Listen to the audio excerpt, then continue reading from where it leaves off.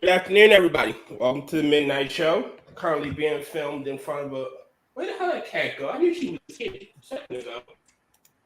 God damn it. So an invisible cat.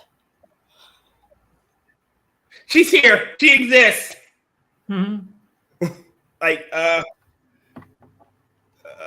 Sadly, me being lazy and actually having a 9 to 5, forgot to upload the intro while I was at work. So we have no intro today. So I'm just going to go right into the hellos and get things started. Oh, there he is.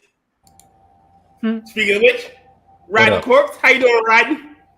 It is a day. Yeah. Oh, Lord. It sounds wonderful. No, it's just one of my normal things, just to say it's a day. All right. Second up, we got Angela Arrega. How you doing, Angela? Oh, we're live. I'm doing pretty good. I went and saw Indiana Jones. It was excellent, actually. I loved it. No accounting for taste. Okay. All right. James Colley. How you doing, James? Terrible. How are you? Well, Evil. I take that back. I could be worse. I thought you were worse. I could be black and gay. Yeah. Or you Wait, you're not gay? No, I'm not gay. And Calling me confirm shocked. I knew you weren't black. To the best And of my the- knowledge, no, he is not gay. I'm pretty sure I'm not a beard. Okay. All right. Look. Just making sure. Terry Diamantis. How you doing, Terry? I'm okay. How are you guys? I'm fine. And tonight's special guest is Mitch Nemo. How you doing, Mitch? I was offered a job in a porno documentary. I made that up. Oh. That's not true. But no, I'm doing good. So are I you knew trying to having be a porn you on- historian then? I'm sorry, what? I say you're trying to be a porn historian then? Oh, God, wouldn't that be a hell of a job? Oh, my. If it's like that dude that Trippy's been going over, I think it's that Max Horver or something. I don't know, man. Call him Horror something, and it's like, dude's fucking weird. I'll tell you this, my Lord. hard drive would overflow. Yeah, pretty sure your hard drive would be pied.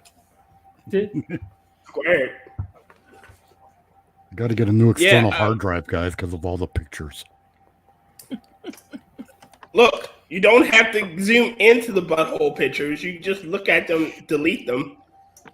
Now, I don't want to talk about that anymore. It might bring up a memory. Not one of mine, mind you. I'm talking about this girl I used to know. And if she's still a stalker, then she's watching. I hope she is. You know the views we can get. Exactly. It's true for all I'll of us. take stalker views. We'll just put it this way. Mitch is winking at your old rusted bullet hole. Oh, Jesus. All right, God, before I begin Go ahead. Sorry, I'm just picturing a bad X-rated Robin Hood movie where there's a dildo, a bow and arrow, and an asshole at the target. Please don't give Hollywood any more bad ideas. Hey, better they execute the bad ones than ruin all the good ones. Very true. I agree. Before I begin, I was having a straight thought earlier. You were having straight thoughts? I know. It's weird.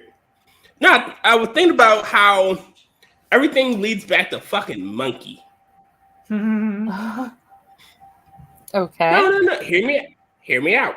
So I met P-Dog in Monkey Stream, and I joined his channel. From there, Hellcat and most of P-Dog's, his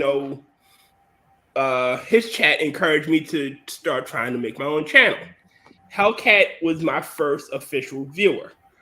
Joined his server, met Rotten, met Tyribot, met Angela, met the other person, I can't remember his name. James? And Mitch. You sure it was James? I don't remember it being James. And Mitch Nemo. Sorry. And then started doing this. And first started doing the movie reviews with Rotten. And then Midnight Show. It all fucking leads back to Monkey. So you're looking for someone to blame. I've made no sense. Yes! About the fact that my entire online social life is 100% because of Monkey. Everyone I know, I met either through Monkey or through the Minions, which is like an offshoot of Monkey's audience. And so, everything has been through that. So yeah, with no Monkey, I would not know any of the people on the internet that I currently know. I'd have to be the contrarian on that one because I found Monkey originally through Bearing, so I'd have to say it all goes back to Bearing. Oh no, I found Monkey through Bearing.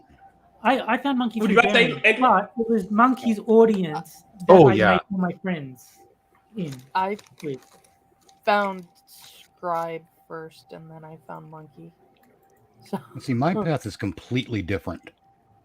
Mm-hmm. For one thing, I don't dwell on it, and I'm not criticizing anyone for dwelling on it. I'm just saying that I don't. It's not how my brain works. But I do know that the people I've met have not been a result of Monkey on my part. Though it could go back to Monkey through those people I've met. If you see what I mean. Yeah. You know, I think I might be more of a latecomer. That someone's going to clip that. I know it. Yeah. It's better than finishing too early, Mitch. And now that I thought about someone clipping it, I forgot the rest of my thought, which is not unusual. I love getting old. Don't worry. Don't worry. I'll clip it later. I'll take it out of context. Good. Everything should be out of context. So you weren't worried about where it came from and where it came or where it went or something like that. Why do I feel like I'm in a Whitesnake song? Oh, I was trying to make a shitty Cotton Eye Joe reference and it just failed miserably. Oh, well, no, good because Whitesnake. I don't know where I've gone, but I'm sure know where I've been. Blah blah blah blah. Tawny Katane on the hood of a car. Okay. I'm sorry if I'm focusing a little too much on the Tawny Katane on the hood of a car thing. I mean, why wouldn't you? I'm pretty sure I know guys who don't realize there are words to that song. So. Well, I know. I'm looking up that video later. Damn. wait a minute, guys. I think I can get the intro's about to upload. Please, just a little while longer. That way you can hear Gunski's sexy voice. The Cotton Eye Joe reference is a fair one. What you say? I said about the Cotton Eye Joe thing that I was trying to make that was just it failed because I couldn't think it through. Well, the Cotton Eye Joe reference is a solid one, though. Hey, Johnny. Right. You don't know where you're coming from, and you don't know where you're going. Hey, Hellcat. Where did you come from? Where did you go? Oh, no, I can't know where I came from. I'm a bastard. All right. I know it's late. It's about 9 minutes in, but I'm going to play the intro. God damn it, I worked hard on it. I want you motherfuckers to see it. Play the intro. Groovy. Welcome to the Midnight Show with the Midnight Crew. Rotncorpse, Angela Arrega, James Colley, Terry Diamantis, and our host, T. Alexander. With special guest, Mitch the Ripper. With that, ladies and gentlemen, let us begin. I know it was late. God damn it, don't hate me. I played it. I don't know. hate you. I hate Gunski for making that intro. Yeah, I still need to make an intro for you Narration. at some point just for shits and giggles. We'll just call it stereotypical. Go to hell. All right. So the first piece of news that I wanted to get into Is the Smog On article. Terry's got Excellent. you I've got traitor, betrayer, et tu, Brute, et tu. covered. Oh, I just saw we an took a opening that vote, took it. and Terry did win. I don't recall sanctioning no votes. Well, you voted too. I did. I don't It was remember. Democratic. It wasn't. I count for nine tenths of the electorate, and Bullshit, you count for 3/5. go to hell. I'm 9/10 of the electorate. We're giving him 3/5. God damn It it. looks like we've had a request in chat. Johnny Hellcat would like to hear the article on Houndour, so I can make that happen. We'll get back to your article on Houndour. There's good news in the land of freedom. Supreme Court has reaffirmed that Joe Biden's stupid ass. College loan forgiveness. Yep. Ding dong, that's gone. And so is affirmative action. Fuck you, burn in hell. I'm glad they're dead. Like, if this is gonna be shock to everybody on the panel, but I'm black. Whoa. What? I was not made aware of this. This is before brand I new voted. information. as a black man, I'm vehemently against affirmative action. I think everyone should be. Really should be. If you can't get shit on your merits, then you don't deserve it. And the diversity hire justice clearly tried to affirm it. Did you see the awesome tweet by Erica Marsh where she basically said black people are stupid without meaning to? Oh, yeah. Yeah. That was awesome. Wait a minute. The answer should be tell me you're a racist without telling me you're a racist. Right. Yeah, she straight up said with the loss of affirmative action, black people can't get into university by merit. It's like, okay, you said it. I love it when they say meritocracy is code for racism. That's just horseshit. Yes. Oh, That always, I will go on a little bit. Is racism. Can I just interject with a little bit of a different note? go ahead. You should partially be thanking affirmative action tier. Why? If affirmative action had never been never been put into place, I probably would have a very different life because my father would have actually been the cop that he originally wanted to be, which plausibly means I could have been a cop. We never would have started the movie reviews and never would have done the midnight show. For want of a nail. It all comes back. I guess I should slightly be thankful. I mean, hell, for all we know, I could have became a cop and arrested you. And I would have never stolen your moped. I mean, how you doing? Moped. Yeah. Wow. I will say I used to own a moped because last Saturday or Friday night, some jackass stole it. I was taking that back and forth to work. I hope Okay, whoever I have stole a it burns question in hell. about that. Mm-hmm. I got it. Does it have pedals? No. Then it's not a moped. It's a Vespa. No, it's a scooter. It's a scooter. If it doesn't He's have actually pedals, right. The it's a reason that scooter. it was called the moped is because it had pedals. Well, You I'm had to following pedal to Michigan get the state engine to laws. start. I would have not have been George Floyd a Hellcat. God damn it. It would have been just God damn it. That's all I wanted to go off on that one because that was just fun to say. what, Well, moped? Who knows what would have changed or would have happened if my dad actually would have been a cop? Maybe my brother wouldn't have ended up in prison. So what? They didn't hire him because they lowered the standards. Is that what you're telling us? No, he was actually next in line, and when they implemented affirmative action, there was like 4 to 6 more people that got put in front of him. Okay. Now I don't know if that counts as lowering standards or not. No, But I will tell you this: that there is a distinct pattern of increasingly lowered hiring standards in all government I endeavors. agree. I completely utterly agree. No, this was the late 80s. So quite literally it was, no, we have to have X amount of blacks, X amount of Hispanics, X amount of women added. Well, now see, some of that did lead to lowered standards. Yes.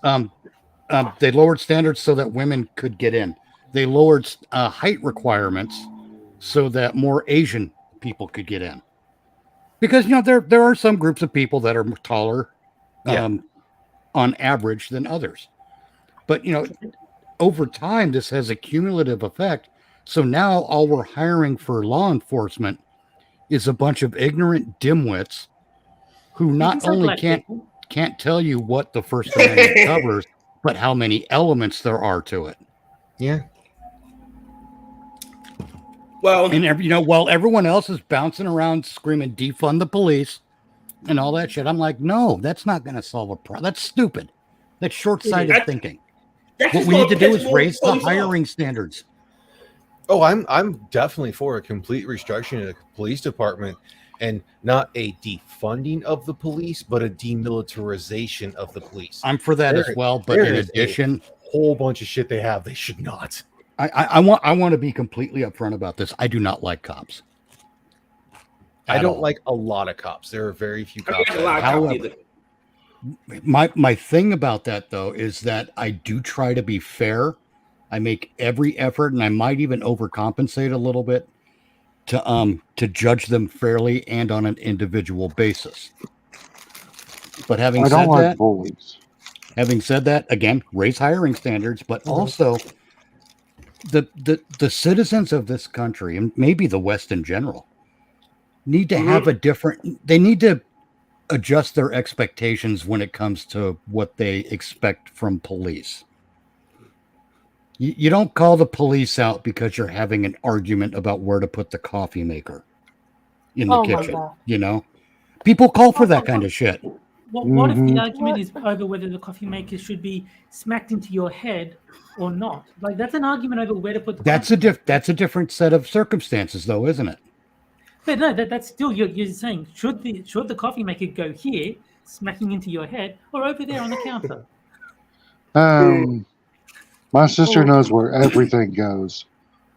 Make sure you ask her. No. Don't ask her. Do you know what her standard answer is? Nothing but. Yeah, no, it's actually bend over. I'll show you. Oh Lord, no. Christmas vacation. It's a have you checked your butthole? Yeah, but that's my sister's answer for where something goes. That is a great song, the Have You Checked Your Butthole song. I fucking love that song. Have you checked your butthole? But as far as the police argument goes, I treat the police with the same amount of respect as I would as anyone else, However, because I'm afraid that it's getting shot, and I used to do a lot of driving at night. When you get pulled over, this is rules for everybody to write down. Step 1, pull over. As soon as you see the lights. Step 2, to do so. Step 2, turn your dome light on. Step 3, turn the car off. Step 4, roll down the window, put your hands out the window. I'm honest. Yeah, I mean, damn it. There we go. I got a thing in my throat. It's stuck. Yeah, I live in. There's a dirty joke. Get it out there. But yeah, when it comes to especially now because the hiring standards have been lowered so much. Yeah, you have to do those things. Yeah, and remember, yes sir, no sir, yes ma'am, no ma'am goes a long way. You start off with the baseline level of respect. Exactly. I'll give you that.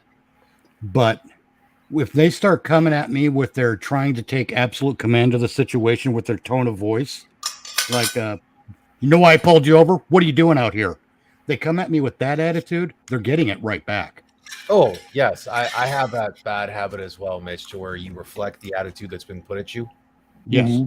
It's gotten my ass in a lot of trouble over the years. Oh, certainly, because people think that, see, it's another part of the problem with law enforcement. is that the process is the punishment. So even if, you'll have your day in court. Yeah, but that doesn't alleviate what's happening right fucking now and will be happening for the next 13 hours, does it? Agreed. Because here's what'll happen. I'll tell you the truth. That you're violating my civil rights and whatnot. You'll trump up some bullshit and arrest me for it. I'll be sitting in there for 13 hours until the prosecutor decides, we got no real justifiable reason to hold him. Let's set him free. And then as far as the courts are concerned, everything's fine. But that's 13 hours of my life, and I am sending you people a fucking bill. With where I live in Michigan and everything, and a couple of things that have just happened, there's quite a few of them that aren't going to necessarily try that because lawsuits can get pretty hard. And considering the fact that I'm also a concealed carry, I have a concealed carry license and I carry constantly, so you have to present your concealed carry license all the time. Yep. There are some cops that'll try to say you have to hand me your weapon to make it safe, not realizing that is not a law. That is a company policy, and I have every right to tell you no. Yep. Because I don't believe that you won't take my own gun and try to shoot me with it. Exactly. Agreed. And again, now a lot of people don't talk about this lowering of the standards and whatnot, but I'm sure you guys are aware that you're probably not aware of the exact case, but it was a case in that took place in New London, Connecticut. There was a applicant for the local police department, and he was denied a job because he scored too high on the IQ test. The fuck? Yeah. Now POC here's the best part. This was I'm sorry, what was your question? I said POC what? Yeah. I'm trying to make it a thing. It's failing miserably because I always forget about it until I'm on stream. Well, what happened? This went to federal court because that applicant sued the New London Police Department. And the federal judge, who's dead now, by the way, named Peter C. Dorsey, ruled that the police department could do that. The fuck? And that is part of what cemented the lower IQ requirement among law enforcement, because now there's a legal precedent. So we don't want to place too small. Now, so when we have a law enforcement culture now that doesn't investigate a crime, they investigate a way to convict someone. Mm-hmm. That's not why the preponderance of evidence is usually guilty. That is the standard. You're innocent until proven guilty. Real quick, let me go ahead. I'll try to phrase that what I think you're saying. When it comes to to matters of criminality, when it comes to criminal court, the standard is guilty beyond a reasonable doubt. Yeah. That's the standard. When it comes to civil law, it's preponderance of evidence. If it's possible. Of course, if it's possible. Preponderance of evidence also does go into account for criminal activity as well. Well, only insofar as, the more evidence there is against you, the more likely that they're reaching the threshold of beyond a reasonable doubt. Okay. But that beyond a reasonable doubt is the standard, or at least it's supposed to be. Well, they also do use preponderance of evidence in they try to. They rely on the ignorance of the public. And the thing of it is, if you've got a recidivist who has had 13 charges, 12 of them being drug use and assault and battery. Wait, so he's just to be clear, another criminal case. I just want to be clear. We are talking about Hunter Biden now? Yes. Well, sorry, I just was speaking in general. I'm sorry, I had to do that.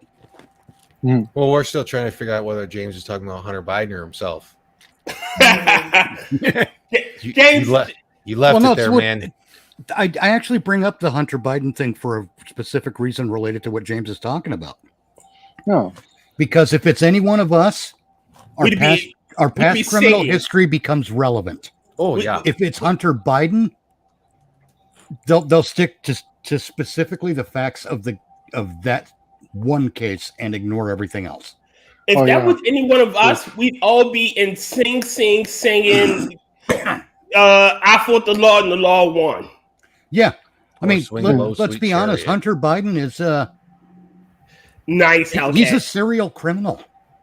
Well, one of us, if any of us lie on a gun registration form, We're fucked. ATF is going to be at our door.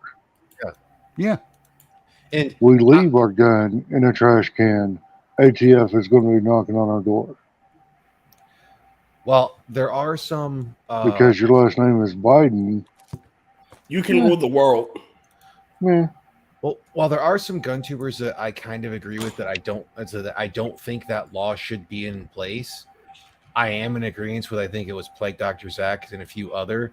I still think Hunter Biden should be prosecuted under it because just like James said, any one of us do something like that, we're going to be prosecuted under the full extent of the law. absolutely. Now, I'm 100% fine with if they prosecute him and they use that to overturn this law. Yeah, That does not get rid of the fact that Hunter Biden is a piece of shit and probably should be in prison for several consecutive life sentences, mainly being a traitor. Oh, wow. Got some truth in my throat. yeah, it happens. It But does. anywho, going back to what I was saying, they're going to use that as a preponderance of evidence of said recidivist getting a conviction Right. They're for going his to use 13th offense. they're going to use the ignorance of the jury against the jury and against the defendant.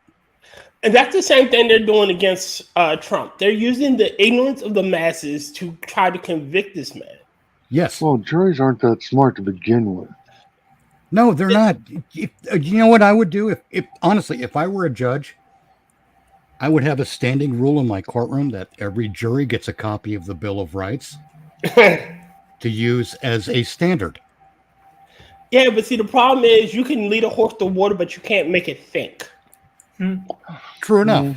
Well, that's why I'm in agreement with the guy I used to work with in the military, to where it's like, you know, in a lot of cases, I'm kind of thinking that they should have had a civics class in high school or in middle school or something, but Used to. you know, They did. that would get in the way of teaching how to properly use a dildo or some shit. Look, dildo etiquette is a very important class. You know, if you use it wrong, you can rupture your anus. I mean, I don't know. I'm sorry. I don't. Yeah, I think it started in the 1970s. They got rid of the civics classes and replaced TSA it. said what? And they replaced it Says with what? What? Mitch, you're not supposed to say what to that one. What? I got lost. That was 3/5 of a joke. But going back to the whole thing, No, somewhere in I think it was in the 70s, and it probably started a little before that. Mhm. They were phasing out the civics classes in the public schools and replacing it with social studies. social studies wouldn't necessarily be a bad thing if it was like what some social studies classes were. But this has always been my big question to teachers, especially the ones that always want to bring up some bullshit of like, I didn't learn this in high school. I should have learned this. Like how to do your taxes or something. It's like, okay, then why aren't you advocating for this shit to be taught in school? Right. I mean, Yeah. let's face it. We should the government school curriculum in a government that is run by the people, by the way, so not ours. I'm a prick. I know it, but Welcome to the club. the elementary We have level cookies. would yeah, we do. The elementary level would be like your basics, mathematics, reading, spelling, history. And you'd keep up with that stuff in the refresher course phase throughout the rest of the I want to say academic. I'd say through high school. Okay. But as you get into the later grades, you start layering on some different things. Then they do it sometimes with the mathematics. They'll layer on algebra, calculus, geometry, trigonometry. But they've stopped layering on things that are useful, like economics. People graduating high school in America should have at least a passing grasp of the American economic system. Investments, retirement funds, saving money, how not to fall for the bullshit sales. I love it when they have sales. You go into the store, they're going to, $100 item. They're saying, hey, save $20. And I'm like, bullshit. You're not saving $20. You're spending $80. Yeah. Yeah. And then Well, if you pay attention, and then on top of that, that's all before taxes. So chances are that $20 that you're saving is actually going to go back on tax, and it's actually going to be sticker price.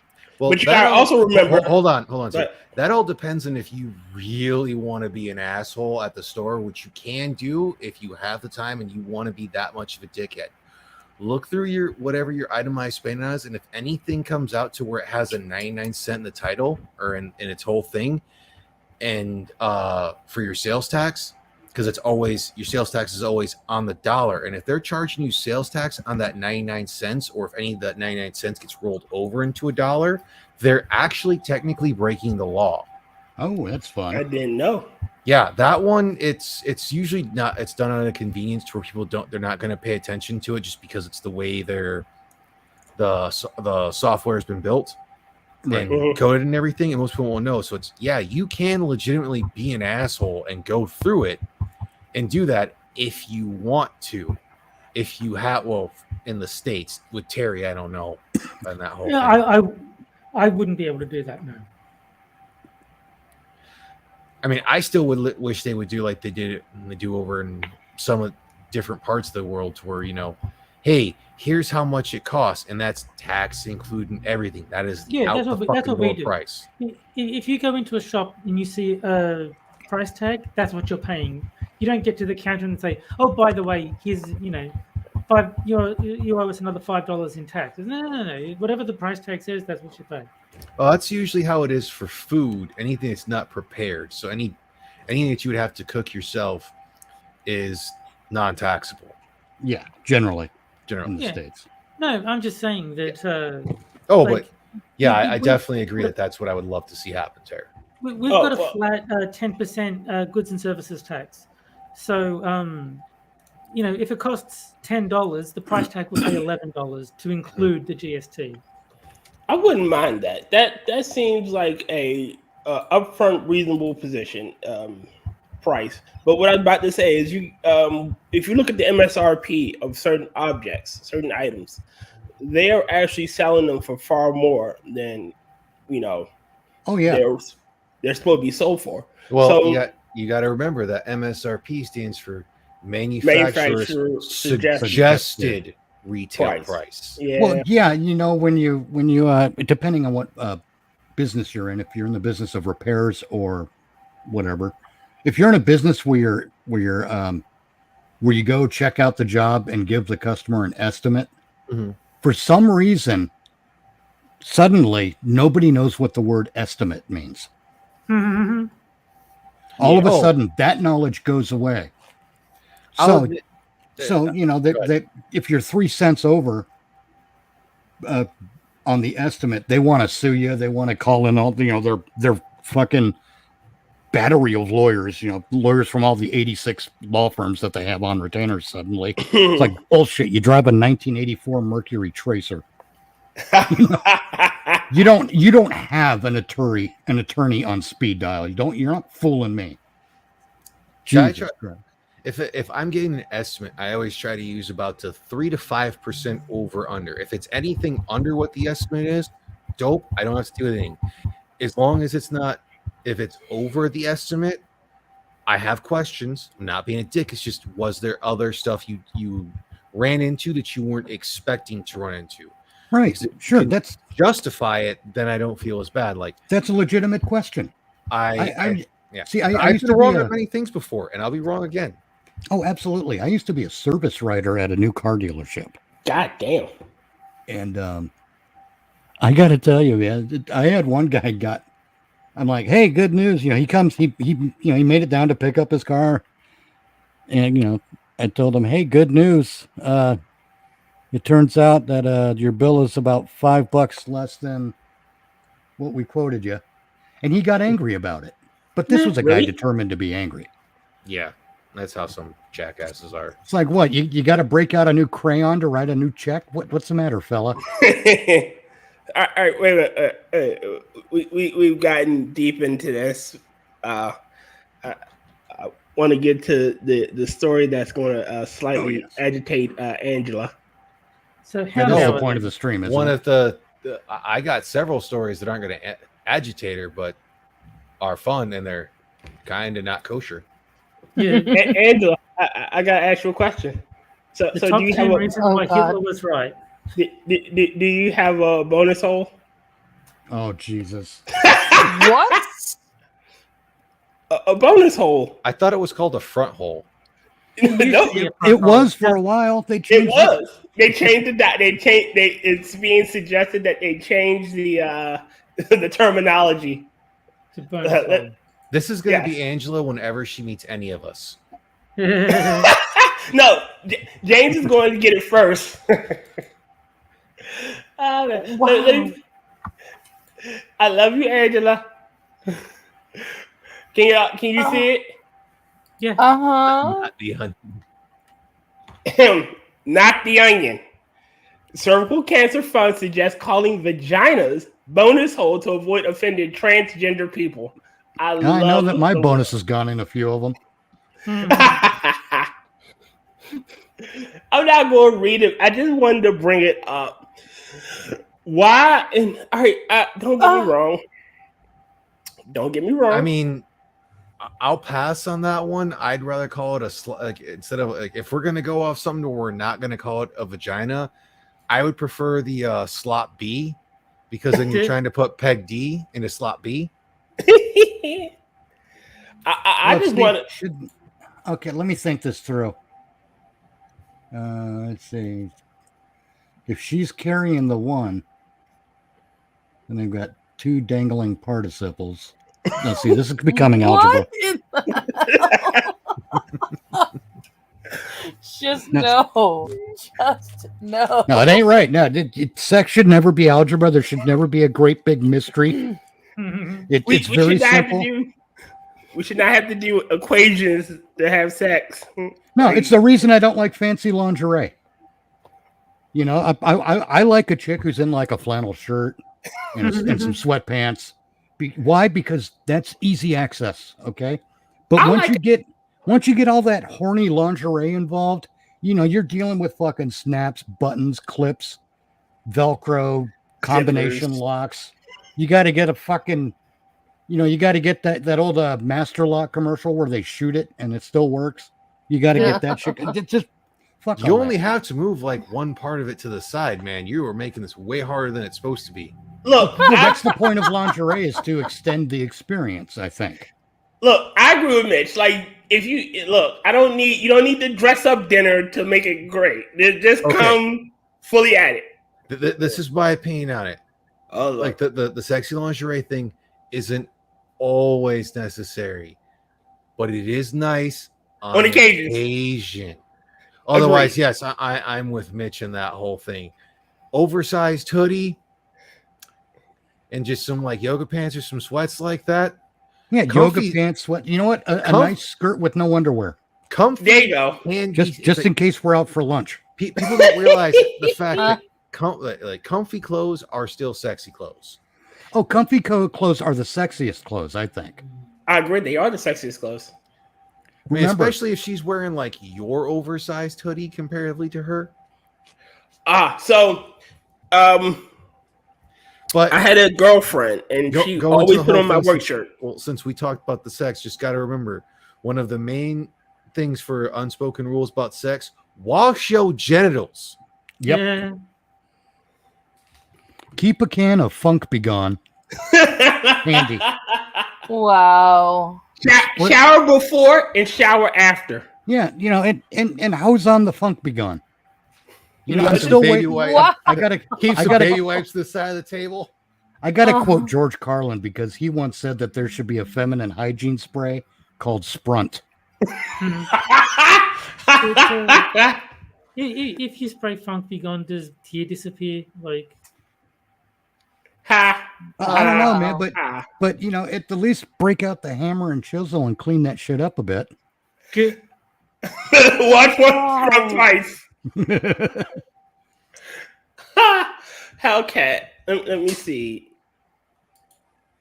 Again, from my understanding, it's more for the female than it is the male. I think it is. Honestly, the thing is, I've known women who will then complain about all the lingerie. It's like, I didn't tell you to put that shit on. Look, yeah. I won't complain about anything when it comes to thigh high something or other because that shit's hot. I don't care what it is. I got to tell you, Yeah. I don't even need the rest of it. Just you got the thigh high, whatever. It's like I can work with that. I got to give this bit of advice because you know we get all kinds of sex advice from women. Mhm. Well, here's some sex advice from a guy. Cozy is the other side of sexy. Yeah. Yeah. And it's such a simple concept. It gets ignored though. Well, that's It like really now look, when are you more likely to have sex? When you've gone through all the stress of putting all the effort into an evening. You got to buy the fucking candles. You got to have a lighter. You got to hire a French guy and a violin. Fuck. You're under so much stress that when it comes to the part where you have the sex, you're exhausted. But if you're just sitting there watching a movie with a bowl of popcorn, a couple of slices of pizza, a hunk of beer, and just chilling with each other, getting a little cuddly on the sofa, watching your movie, sex going to happen. And it's going to be better because the situation is so relaxed. It's going to be more natural. It won't feel like you're forcing it. And we all know what forced sex is like. Yes. It's called rape. Well, it's like It's typically illegal. one of the things that most women don't understand is that typically one of the sexiest things you can wear is like a dude's button-up shirt. Yeah. Especially if he was just wearing it like, within the past 30 minutes or something. Oh, yeah. Because that, like, yes, it's kind of a sign of conquering. And I know some women don't like to hear that, but shit's hot as fuck. Yeah. It's like you're literally wearing his collar. Like that's what you're doing. Like we're talking top level of hell there, you know, because the heat rises. Well, there's two ways to look at it. If she's wearing your shirt, she's either declaring that she's your property or that you're hers. It can go either way. Well, yeah. And either way, for men who are stimulated visually, it looks great, man. Mm-hmm. You can call it what you want at that point because we're going, yeah. Oh, man. One of my favorite sights. She's down there cooking in my work shirt. You know, not quite having any ass hanging out, but you know it's there. Yes. You know that. Again, you know, you don't have to to wave the ass at everyone, you know. Going to the old saying, sometimes less is more. Absolutely. Sometimes a little secrecy or keeping things a little hidden can go. Let me ask you this, guys. I'm sorry, Angela. I mean, I'm being a bit male-centric here, but I think you'll probably agree too. Welcome to Mitch and Nemo's TED Talk on male sex. I'm Terry Alexander. Yeah, no kidding. No, just check it out. Just guys, tell me if this is one of the sexiest things that you can, or one of the things that gets in your head and sticks there. Seeing a woman in a sundress silhouetted against the sun. Yeah. With hair blowing in the wind. Yeah, that shit's sexy. And there's no fucking combination locks involved. Sometimes the best thing I think men and women can do for each other when it comes to having a solid sexual relationship is to just be there for each other in a completely non-sexual way. And not even like, hey, can I borrow $20? That's prostitution, fella. No, not even like that. I'm just talking like it's not prostitution if you're borrowing the money. Oh, that's true. But you know, I'm not borrowing the fuck either. So I mean, you are borrowing the foothold. Look, no, if she's got to pay you back, then she's not a prostitute. It's a mutual transaction. Believe me, my sex life. I'm so bad at sex. I got to pay them back. Oh. They pay you to leave. Oh. Yeah, yeah. Seriously, I'm not good at it. I'm like, here's what I do. I got, hey, baby, if you want me, it'll cost you $20. If you don't want me, it'll cost you 50. I'm gonna openly say flat out, like, this is probably a line we really don't want to go down in the whole thing, because I'm pretty sure at some point we're going to turn this into like, oh, I think we need to give Rotten more advice and whatnot, and I'm going to tell you to fuck off. Yeah. I'm going look, Mitch. You're going to look. I'm gonna pay you to leave. Sometimes that's the best way for sex to end, isn't it? Yeah. Like, no, officer, I wasn't paying her for sex. I was paying her to shut up afterwards. Just paying for the taxi. That's what I was doing. I was being nice, paying for the taxi. I was trying to reimburse her for the Uber, bro. Relax. God, man, times is rough. No, I was just paying her half for the Happy Meal. Look, my phone's a little messed up and Cash App don't work, okay? Oh, man. No, but all the jokes aside, don't complicate sex. It's that simple. Don't turn it into an event that it doesn't need to be. And I know I'm not saying that women shouldn't have an interest in making things romantic. That's not what I'm saying. I think more guys should have an interest in romance. But forcing it is just, it's cringy, and it kind of kills the mood, I think. I don't mean forcing the sex. I mean forcing the romance, to be clear. Wait a minute. Hellcat, I'm gonna need an explanation for this. My friends introduced me to a loose woman, and after a night with me, she actually stopped sleeping with every dude she was introduced to and went to college. Hellcat. I guess that was an embarrassing phone call. Hellcat. Go ahead. Hellcat, did you turn a chick into a lesbian? Yeah. I don't know if I can do that, but I can tell you this: I can make a sock smell. No. I think Johnny made her a college student. The college made her a lesbian. Look, you gotta remember that Hellcat is a cat, and he has a barbed dick, and she was just like, nope. And claws. And claws, yeah. Some women are into that. Well, she wasn't.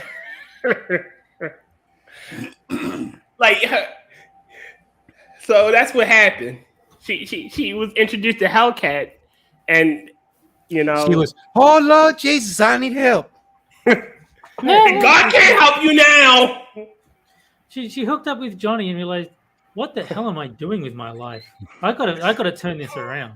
No, wait, I got one better. She fucked the engine, and she's like, nope, I'm hit rock bottom. There's no bottom from here. I need to go to college. I'm sorry, but I feel recognized. Oh, man. How you know that? Because I'm Mitch Nemo, and this is how not to have sex. No. Oh, man. To make sure, and we're going on that one. Well, in the midst of the act, do not stop and say that you saw this move on Pornhub, and it's called buffering. Just sit there and stop. I'll tell you what, one time I was, this is a great story. This is one of my great exploits in life. It's one of my proudest moments. So there's a fart involved. Oh, Lord. Oh, no. It was, God, I think I was 22. She was 19. I think it was that. No. So we were at her house. She still lived with her dad. Oh, Lord. So her dad was like ex-hippie, laid back kind of type, but he was also a biker, so work that out. But he was like, he knows what people do. He knows what people are like, and he's not making a big fuss about it. So we go to her room, and most of the time we didn't fuck. We just sort of hung out in there and talked about shit. But this time we started fucking. We're going and going and going. And I let out the biggest, loudest fart of my career. I swear to Christ, it shook the window. Oh my god! Did she even acknowledge it happened? Oh, we both did. We were both laughing for a couple of minutes straight because we knew it was a record breaker. I was gonna say, because it always goes one of two ways. If like you're both laughing at it, she's a keeper. Usually in those situations. If it's not acknowledged and you keep going like nothing happened, you're usually obligated to buy her something shiny. The funny part of the story is that when our laughter died down, we could hear that her dad was still laughing at it. Oh God! Oh Lord! No! That is because he knew what was going on, and he knew that what I had done was basically an attention getter. So what you did is, I guess. You laughed or you farted so loud that he had to quit masturbating. Oh no! Bangarang James. No, and again, what happened next is even better because her and I started laughing again because we heard him. All right. They responded like, "Damn boy, what'd you eat? Don't tell me that was her again." Oh God. Oh. All right, so okay. The only thing that could have made it funnier is if I shouted, "Wasn't me." wait. It was the dog. Wait a minute, James. Before you get this, I think I could top that one. I think I can top it. So, me and my girlfriend at the time, I was living with my mom. Me and the girlfriend at the time just got finished fucking. My mom kicks in the door. She has her hat on backwards. She has a water gun. She says, "Welcome to hell, bitches," and sprays the both of us with water. Me being the stupid idiot that I am, I demand revenge. I grabbed my water gun. And so I'm ass naked chasing my mom through the house with a water gun until I realized, yeah, I'm fucking naked. The question is, were you getting stiff again? Hell no! Oh God! My God! God damn it! Make it weird. Always ruining something. It was a beautiful story. God. Yeah. But no. That's kind of what I do, though. But I did got a question for you, Rotten. You said that if you fart and no one acknowledges it, you're entitled to buy her something shiny. What happens when it's her that does the farting? She's entitled to Wait, is it out the back or out the bonus hole? Oh my God. Out the back. See what I did there? I brought it back around. Yeah. To the bonus hole. I believe on that one. And that's how you get a urinary tract infection, ladies. That's why you don't blow into it. Oh, God. Oh, my God. I think. Yeah, that one. Proper uses of the bonus hole. Come on, Gary. She's not a balloon. It's behind the scenes on a porn set. You know? I'm starting to feel like I should just go and let this be a guy stream. Nope. You are not. You are not allowed to not be here. Because, come on, Angela, you've got stories. We all do. Well, actually, I really don't. See, this is what I mean. We need to raise standards in this world. Well, okay. Wasn't where I wanted to go, but fuck it, we're already here. Let's do this. We're gonna pull the e-brake off this whole thing. Woo! Does this involve the hood of a 72 Buick Skylark? Does not. Damn. I am almost 37 years old. I lost my virginity at 23, and I have only had sex that one time. Okay. And that is why I don't expect us to be embarrassed for you. That is why I don't have those stories. So it's just like, yeah, but I'm sure you farted somewhere. I'm sure you were in high school doing sit-ups during PE or something. Yeah. Oh, dude, I farted during PT tests in the military. It happens. Yeah. Okay. You just look at the person who's holding your feet for crunches, and you're just like, I'm sorry, man. This is why I prefer the bar. It's when the guy holding your feet smiles at you that you got to worry. Oh, God. I got a pretty good question for you with everything that you just shared. Okay. Did you ever go back to the Catholic Church after that? Oh, Actually, the surprising thing though, the chick that it wasn't a priest; it was a black chick. You got jungle fever. I mean, What? hey. And It's the funny okay. thing is that- How did we conflate a priest and a black chick?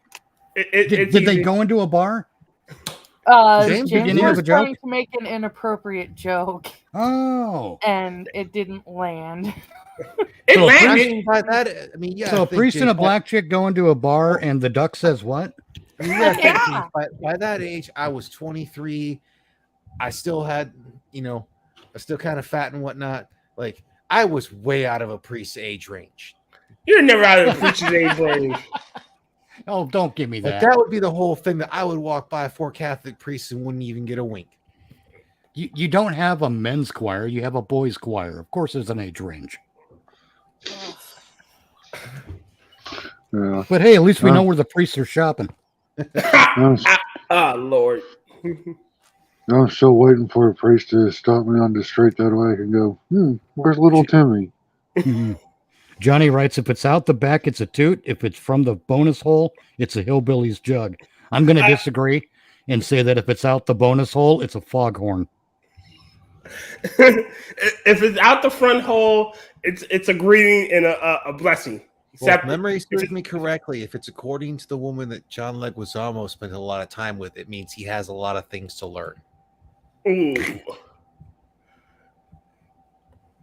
Ladies and gentlemen, I would like to talk to you about air pressure. You just got to hope it doesn't sound like the background of a quiz when he's on a Minions. Remember, Damn it, Carl, put the bicycle pump down. You're doing it wrong, man. look, What's God the matter with you? Oh no, it sounds like the fucking semi's letting off the brakes and it's got them air brakes. Just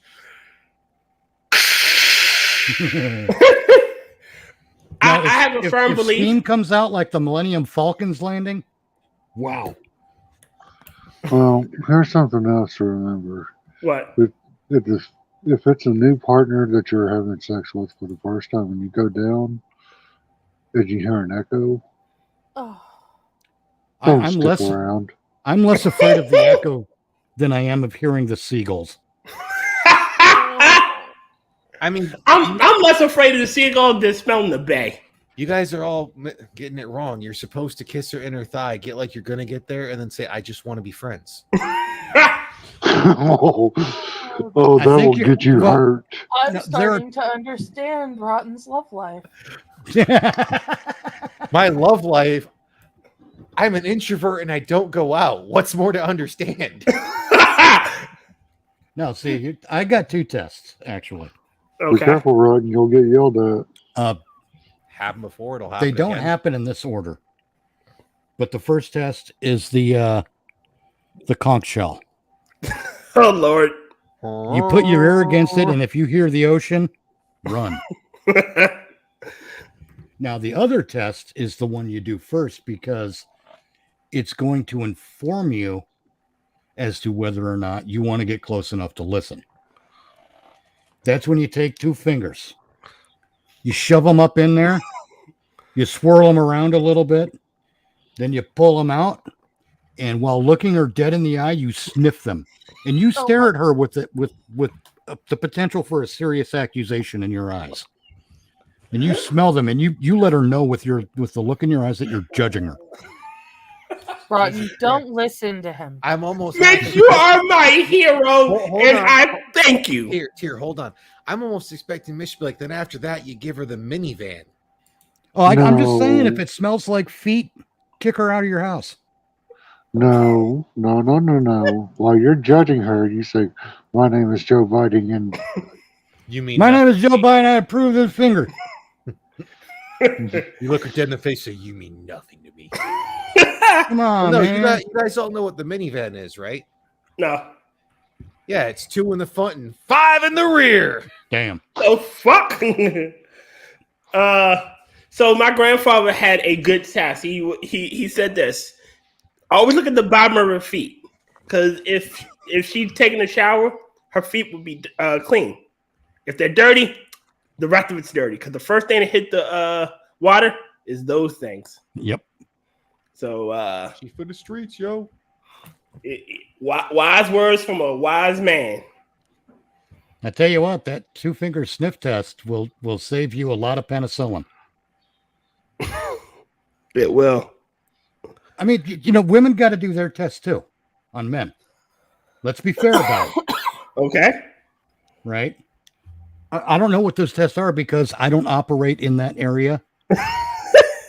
if you know what I mean. But I'm sure there are women who know what those tests are. And okay, there's another version of the 2-finger sniff test that women can do on men. Because I can tell you from having a very humid summer, sometimes you get the sweat crotch. Swamp ass? You get the The swamp ass is different from sweat crotch, but they are distinctly related. Okay. Because the same bad things can happen in each case. But, that's the test women should do. Get up there between the ball sack and the thigh. Get a scraping. Give it a whiff. And if you don't like what's going on, rub it under his nose and send him on his way. Damn! So you smell that for 6 hours, motherfucker. Get out the fuck out of my... Ladies, if you have to, at that point, hurl the ashtray at his head. Make sure it's a glass one. Get the fuck out of here. Oh, God. I think Johnny wants me to go into my bit about a couple of tricks I have to end a one-night stand. I knew inviting you would just make this stream the classiest ever. Well, look, I like to think about things in a different direction sometimes. Because you got like all these pickup artists, they're telling you how to get into it. Okay. Let's see. If your man enjoys a wee finger up the bum during a sookie, you don't cast that stuff up in front of his mom. Just because. that sounds like an old Irish proverb. Anyhow. Go on, Angela, please. It's Merida and I think I'm gonna say Rapunzel. So yeah, it would. That's Aurora. It's Aurora. Okay, fine. Whoever the other one's supposed to be. Brie Larson and who? Never mind.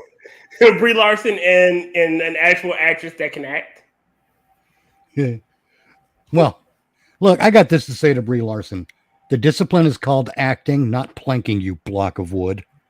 Oh, Jesus Christ. All I can remember is saying that in Okinawa when a couple of like airmen, one of the NCOs were saying something about Brie Larson. I'm like, she's not the hottest person. They're like, you wouldn't kick her out of your bed. And I just gave them the look like, how the fuck is that even an argument? Who I would or would not bone is not part of this whole thing. I would totally kick her out of my fucking bed. Like, my God, Ken, that's a weird escalation. Well, and considering the fact where some of these dudes would be like, I've seen some of the women that you would bed, and all I have to say is, I'm surprised you're not into bestiality. You shouldn't be giving furry shit. Hey, you know what? Damn it. Let me tell you about quantity versus quality. George Carlin, once again, I love George Carlin, by the way. He put it best. He's a great guy. He put it best when he said, I never had a 10, but one night I had 5 2s, and I think that should count. I agree with him. Most of what I've heard, you don't want to fucking deal with a 10 anyways. Honestly, they're high maintenance. Where I'm at now, I don't want to be in a relationship again, which should be obvious from some of the things I'm saying tonight. Which is weird because, like, I wouldn't mind that necessarily, but I don't expect it. I'll tell you. I've already come to the conclusion that there's a high plausibility in my life that I'm going to die alone, and like majority of society, nobody cares. No, I'm I don't care trying if I die alone. to die alone. I don't want to date anybody. Let me tell you a little trick about relationships. Okay. Don't get in one. Well, no. Look, help it. Look, relationships like that don't work for me. But that doesn't mean that they don't work for someone else. And as an outside observer, I have a perspective that they may not. So one of the pieces of advice I give is that when it comes to a successful relationship, one of the key ingredients is keeping secrets. And then everyone's like, oh, you shouldn't keep. No. Think it through, fella. It's not the secrets that you keep from each other. It's the secrets that you keep together. Yep. Okay. That is an important thing. And, like, let's say, for example, we're going out. Hey, we're going to our friend Johnny's party. Not Johnny. I don't want to use the name of someone who's already here. Let's say we're going out to Wilhelm's party. Hi Wilhelm, how are you? And we all get there, and everyone goes in. Now, because me and let's give her a name too. Tiffany. Claire. Oh God. Okay. I mean, we could always go with the one that I've had issues with, which would be Melanie. No, I don't want to go there. There are stories. Anyway, now look, me and Claire are in this relationship, right? So we have things, and we're at we have things that or opinions that we share about Wilhelm. We don't dislike him, but he's just got a couple of personality quirks or patterns that we both notice, and those patterns annoy us a little bit. So here we are at Wilhelm's party, and he does the thing. We're across the room from each other, Claire and I, but Wilhelm comes out, and that thing he does with where he's impersonating a dinosaur. Oh, at the table full of snacks. I figured it was going to be like a Elvis impersonation because he was trying to do a thing from Wild at Heart. Okay, he does. Oh God! Don't you ever say that, Wild at Heart? Don't you ever bring that up on my stream? You bet. Okay. Time to kill. Don't fucking argue with me about it. Here we go. Wilhelm comes out and he does an Elvis impersonation of a dinosaur. Okay. Okay, I'm paying to see this. And from across the room, Claire and I share a look, and we both know what the other's thinking. That's the secret you're sharing. Yeah.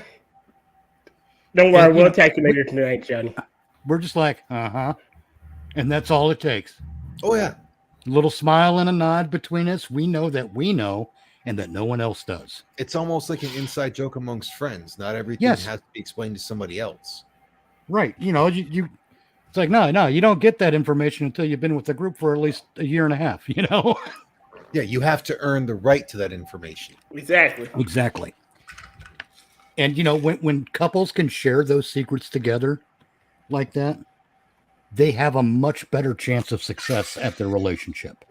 Well, and I'll agree. And I will say there are plausibly, depending on the type of life you've led, there are potentially going to be some secrets you will keep from each other because certainly it's not always that it's bad or something that's going to ruin the marriage. It's not something you want to burden that other person with.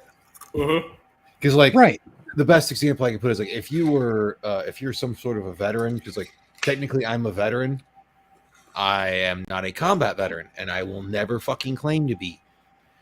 But if you've had to kill people, you're not necessarily going to want to lay that on your spouse's feet to be like, and have them deal with that whole shit that you're going through.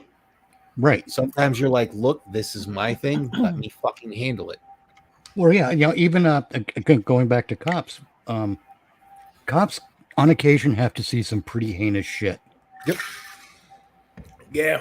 When I just listened to a couple of boys get interrogated about a murder and the slashing and near amputation of the foot of a 10-year-old girl. And she survived. God. Her mother did not. Okay. So, yeah, there are things that you don't bring home and you don't burden your family with, especially your spouse or your significant other. It's like, how was work? I was all right. We caught the killer. Well, I can't really go into it. The case is pending.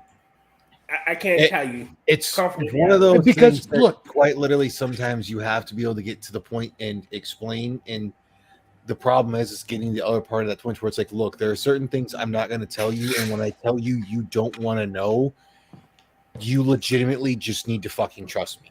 Yes. Not every time I tell you that there's something you don't want to know is something that you should try to pry about. There are it's not things. It's because when in those scenarios when it's something you don't want to know, it's not about Jim and Susie are having an affair. Yeah. No, it's nothing as petty as all that.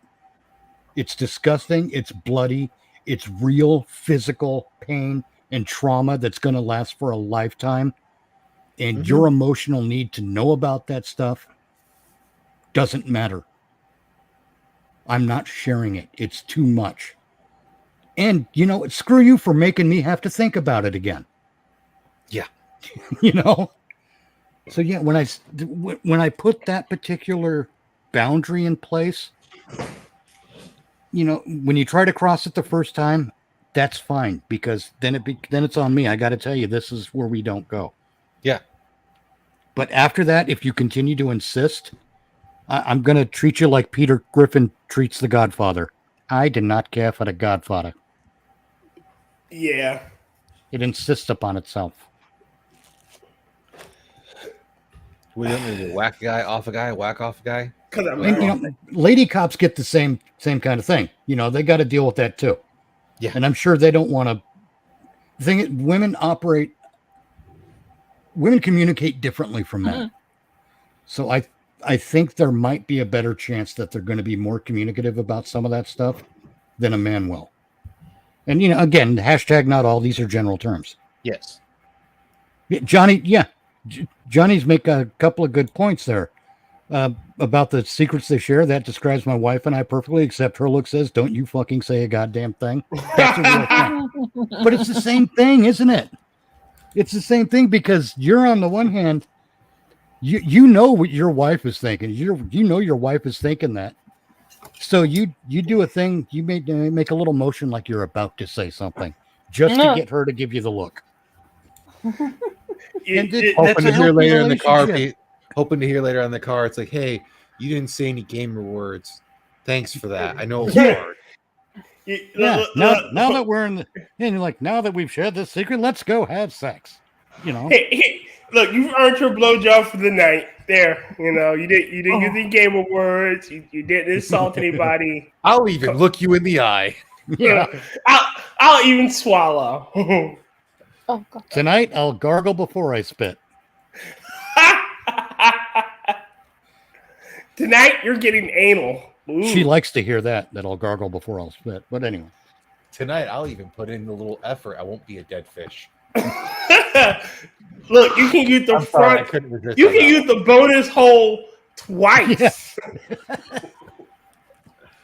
But yeah, that's a huge component of a healthy relationship, is not only sharing the secrets, but knowing that with each of us, there are some doors that you have to let the other keep closed, because those doors are kind of dark. Yeah, there are doors to rooms that are rather dark. Now, let's be honest. Some people will now use that excuse about hiding the fact that they're on a sex offender registry. Yeah. Oh, it's such a dark time in my life. I don't want to talk about it.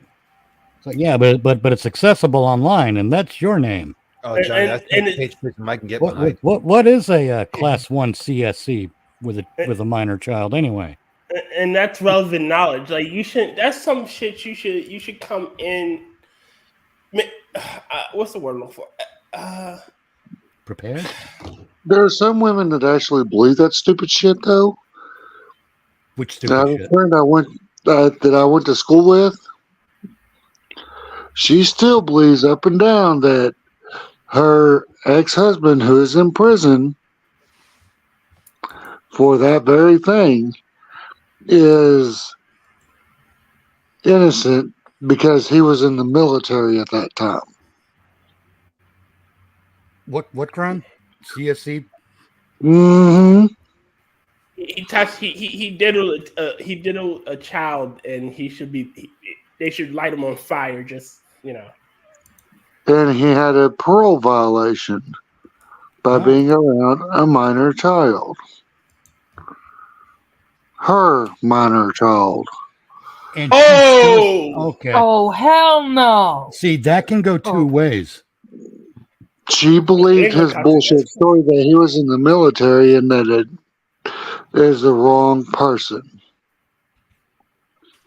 That's the bullshit story he told her. That sounds like some a people bullshit are stupid. story. Some people are. there are two types of stupid people. There are people that are unknowingly ignorant, and there are people that are willingly ignorant. Yes. Guess which one she is? Willingly. She's option one because I went to school with her. Are you saying that she's compromised in the brain? I'm saying that Or are you she was saying born with big boobs, not much else. okay? So the breasts are taking up some of the brain matter. The blood Yes. flow. Yeah. Here's the other. Blood is diverted directly to the breast. Yeah. Yes. Yes. Here's my other question about her. Did she strike you as someone who is desperate to be in a relationship? Well, she was trying to grasp onto family because her mother was a barfly and left her at home alone. And, Okay. she had a rough childhood. So I think that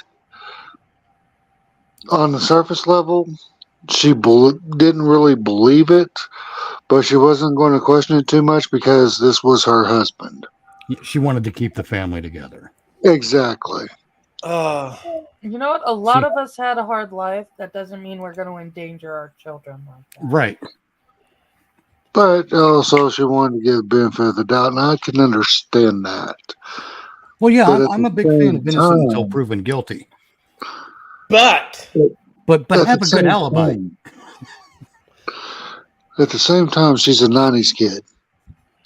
You should be asking questions. Yep. Dave, you should be asking a I mean, quite honestly, I'm a fat kid from the 90s. I got to see the fucking candy before I get in the van. Ain't making that mistake. Angela, he's telling you if you want to trap him, just show him the candy. Yeah, he made that mistake one time. He's not doing it again. Show me the candy. Yeah,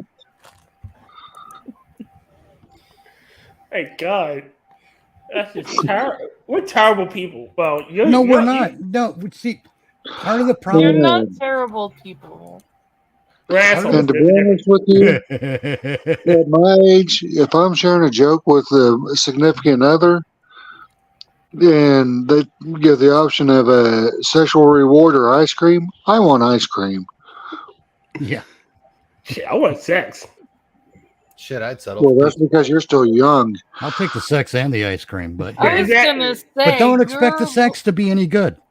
I was gonna say, honey, you are missing out on half of that opportunity right there. Oh, I didn't say what I was going to do with the ice cream. I just said I wanted ice cream. Brown chicken, brown cow. Oh, no. Yeah, well, that's disgusting. She just turned red. You can look. You can hear it in her giggle. She's turned on. She's just all sorts of embarrassed. That'll embarrass her, but not the 2-finger sniff test. I know that was just gross. Well, I know. Well, from your end, she also was married to military, so. Oh well, okay. We're a bunch of degenerates, so. We're not degenerates. We're assholes. There's a difference. No, in the military, most of us are a bunch of degenerates, so I'm not even making an excuse for that. Did they lower the standards there too? Remember, question.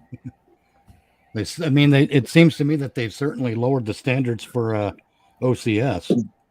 I mean, I'm still pissed off the fact before I got out of the military, they decided we're going to get rid of the waist measurement. It's like, oh, thanks a lot, you fucks. My ex got booted on the weight requirement because they would turn around, and when he was in Kuwait, they were required to run like 2 miles every morning, and he started getting this thing where he would vomit blood after the first mile, and they weren't finding anything when they would run an endoscopy. So they were like, it is going to take us a whole bunch of money to figure out what's wrong with this guy, or we can just keep pulling him off of PT because he's vomiting blood. and he'll gain enough weight that we have to kick him out anyways. Right. So Yeah, that's do how shit he like got that, rid which of is fucking terrible. By the way, I think Terry has something to say. Go ahead, No, Terry. no. I've been muted. I've just been listening to you guys talk. Oh, I thought you had a story you wanted to share. Oh no, I was just trolling. It was just going to be a Smogon article. Oh, I mean, I have several stories if we want to get into that. All right, go No ahead. wonder, We no can go wonder you're with- speaking that We can article. go with Yeah. the milk from non-kosher species and its relationship with the U.S. kosher dairy industry. There's the Duh. truth about kosher and non-kosher animal slaughter. What archaeology? Well, that one's a fucked up sentence. Archaeologist? Sorry. No, archaeology tells us about ancient history of eating kosher. Right, are you trying to tell me you converted? What is it about pigs that is so despised versus other non-kosher animals? Have you not seen Pulp Fiction? Lab-grown meats raise debate over halal and kosher qualities. Or what is treff? What? What is what? I probably pronounced that wrong, but basically it's what is the non-kosherness. Hellcat, I hope you burn in hell.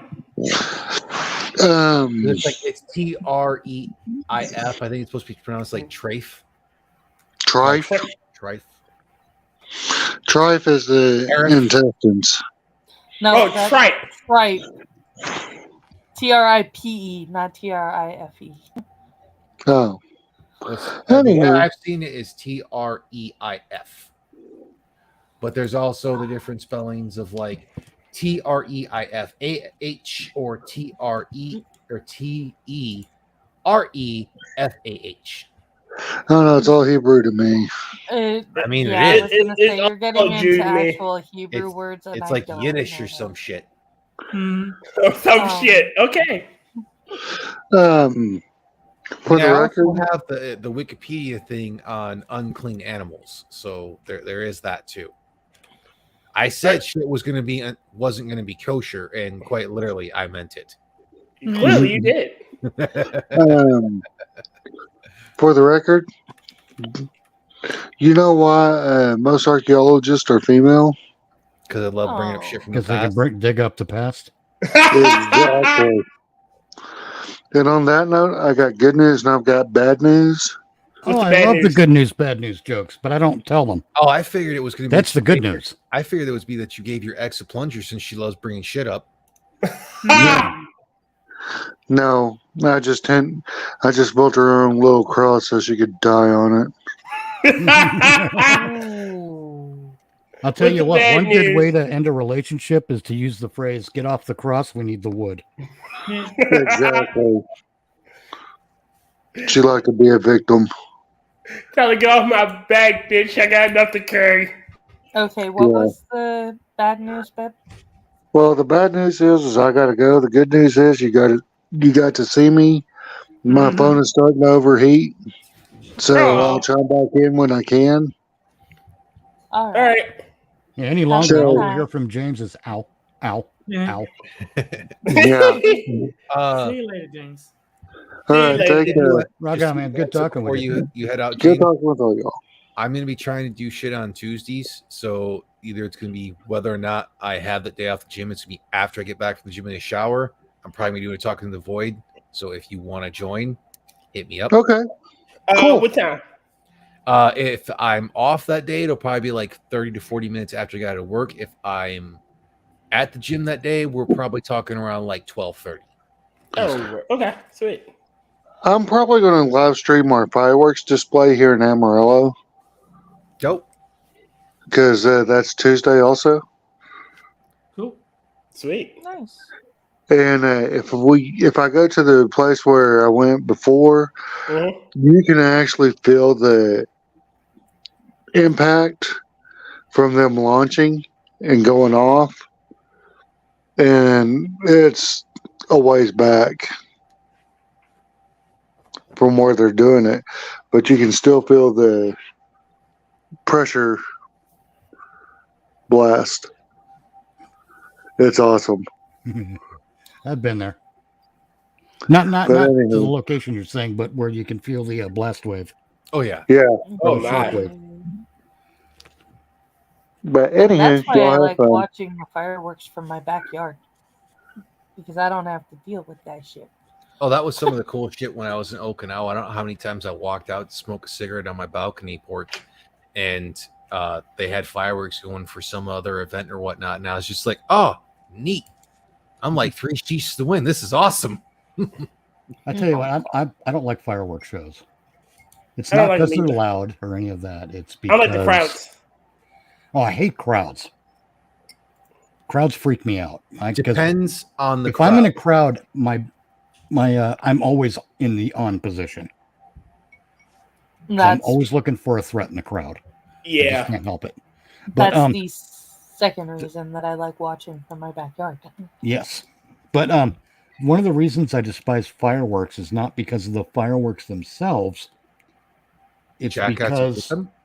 it's because of the parents who do the bullshit ooh because they're around their kids when the fireworks go off. And I just want to go up and slap the shit out of them. Stop infantilizing your child. Yeah. It makes me angry.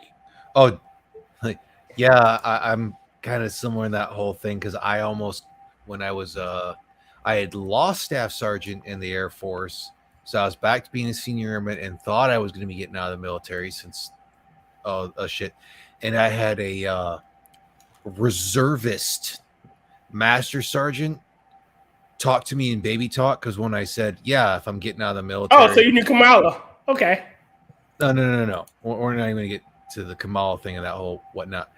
But I said flat out, if I'm going to be in the military, I'm going to be active duty. If I'm not, otherwise, I'm not going to be in the military. And her response was, oh, was it that bad? I about fucking swung over the fucking desk. Yeah. As soon as she said that, I was like, oh, so this is the way we're going. I was actually very close to being like, I think we need to contact your boss because if this is the way you treat other people, I want nothing to do with you. And I legitimately told that story to the reserve recruiter in Okinawa because I ended up making Staff Sergeant again.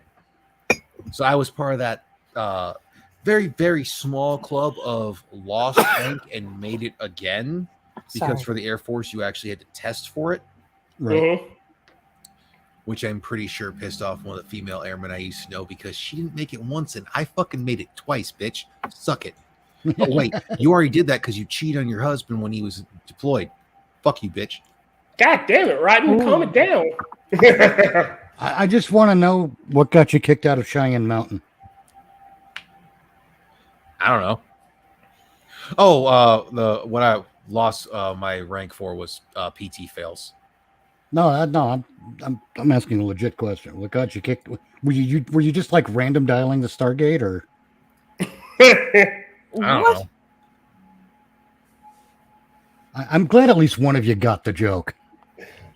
Oh, God damn it. I've been drinking for a while and I wasn't the biggest. No, the Stargate is located in Cheyenne Mountain, Okay. level 28 or some shit. What, you've never seen Stargate? I think I saw one of the movies. I think there was. There's only one movie. There is one movie, and I saw it multiple times, but I did not remember where it was located. Well, technically, under NORAD. it's two, but the second was the directed TV movie. No one counts that one. Oh, I do. The Stargate TV shows were fucking great. Man, you had Stargate TV shoes? Shoes. Yeah. Yeah. I'm sorry. I slipped into Ed Sullivan and right back out again. They were just dial-ups, you know. You know, like me and my dad have had the discussion. It's one of the. I can deal with a lot of shit. I will not take the baby talk of someone talking to me. No, I won't either. But my thing is, we do have a society of people who have been robbed of the ability to cope with Adversity. Negative outcomes. Let's put it that way. Adversity. That's even better. So part of that is because as parents in our society, we're no longer allowed to discipline our children. I don't mean hitting them. Well, I mean, yeah, sometimes there's a I'm not talking about closing a fist and punching. Well, or even smacking with a belt. Well, I'm talking about this is actually something you might have had a discussion on several occasions. There is a fine line between it's like for physically disciplining a person or a child between physically disciplining and abuse. And usually that line is crossed when you stop holding back. Yep. As soon as you start putting extra effort into it, you are no longer disciplining them. Right. And the pain compliance part of the equation isn't even the discipline. Yeah. That's result is what that is of poor judgment. But yeah, that's where you're crossing that line. And I'm not talking about where you cross the line. I'm talking about the swift, sharp smack to the back of the head. Yeah, where the reset. Yeah, where the attention getter is what I'm talking about. The one that says you're about to fuck up, stop it. Yeah, the one that says, "Hey, fucker, pay attention." Well, that's why I call it the reset, because it's yeah. It's a quote I not necessarily a quote, but Gibbs from NCIS way back when he put in there, a smack to the face is an insult. A smack to the back of the head is a reset. It's to let you know, basically, it's like you're fucking up. Yeah. Fix it. Right, exactly. But now you can't do that with your kids because someone's going to have a fucking cow over it. But then that same person who's going to have a cow will complain when your kid's acting like a complete asshole in a Walmart. Yeah. See, the problem is the one that complaining don't have kids of their own. Like I'm not going to sometimes, yeah. I'm not going to sit here and pretend like I have children. I don't. Same. No, me either. I don't want to raise kids, but again, it puts me on the outside looking in, so I can have a little bit of a emotional distance when I make observations. Yeah, and I've learned that if you like in all things, in all society, the moment there is a group of people that have no consequences for their actions, they instantly go to the extreme. Yes. Like again, if you spare the rod, you spoil the child. You spare the discipline, you spoil the person. Like, yep. Look at I hate to say, look at those commie Antifa bastards. Like, that's a great example. Like they if you don't do anything to them, they go hog wild because we can do whatever the fuck we want. No one's gonna touch us. Right, and they've got a whole state apparatus and a whole media apparatus covering. But it's the whole thing that they have to realize that there are consequences for their actions. Yes. And I can't remember what comedian it was. I think it was a comedian that said it, that especially in like a grocery store when, between the ages of probably like 4 to about 10, when the kid is most likely in the cart and freaking out or beside the cart and freaking out because they're not getting their way and whatnot. Mm-hmm. You just need to be able to have that person that like the mother, the parent looks around, and you just have that person. So the thing's like, yo, kid, I'm gonna tell you flat out, nobody else cares. Your parents think you're special. We don't. Shut up. Oh, wow. Yeah. Nobody else cares. Yeah, it might have been Titus, because I think Titus did a whole bit on that kind of thing. But see, there are different attention getters. There's that, the short, sharp smack to the back of the head. Mm-hmm. But then there's the voice that parents can use on their kids. And this works great, a little bit better with men because I think we're a little more willing to do it. Where we just hit the hey button, Well, we tend to hit that shit out. That deeper tone that that resonates. Typically women cannot hit. Yeah, I mean it's got a different kind of physical resonance when it hits the ear. Then you've got the other thing where you get in real close, and I'm talking nose to nose. And you do this thing. You do it in that quiet voice. The old drill instructor. Because this is scary. No, because drill instructor would be a bit louder, I think. But no. Because the drill instructor, that's the whole thing, is they're loud to prove a point to everyone else. When they're quiet is when you need to worry. Yes. But you get right in there and you go, now you listen to me. And then you stop. That's as far as you go initially. because the longer that pause is between that and the next thing you say, the more frightened that kid is getting. And you don't Hellcat, check your Discord. check the Discord. Where at? Oh no, I was telling the Hellcat. Oh, okay. Sorry. Now I got to click back over here and over there. Jesus, I'm all a mess. But yeah, you're in there. You're that close. You're doing the glare, and you're doing the voice, and you're doing the pause, and everything that's going on in that kid's head is worse than anything you're actually going to do. So you give them time to ponder it. I will point out one other thing. Make sure if you're going to point, it is not with one finger. Learn the art, and I will say the art of the military knife hand. Yes. The chop.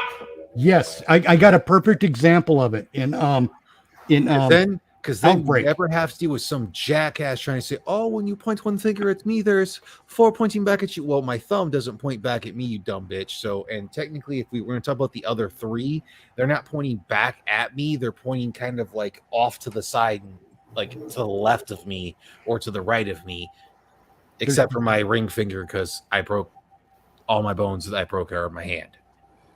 There's that scene in Outbreak where Dustin Hoffman and Cuba Gooding Jr.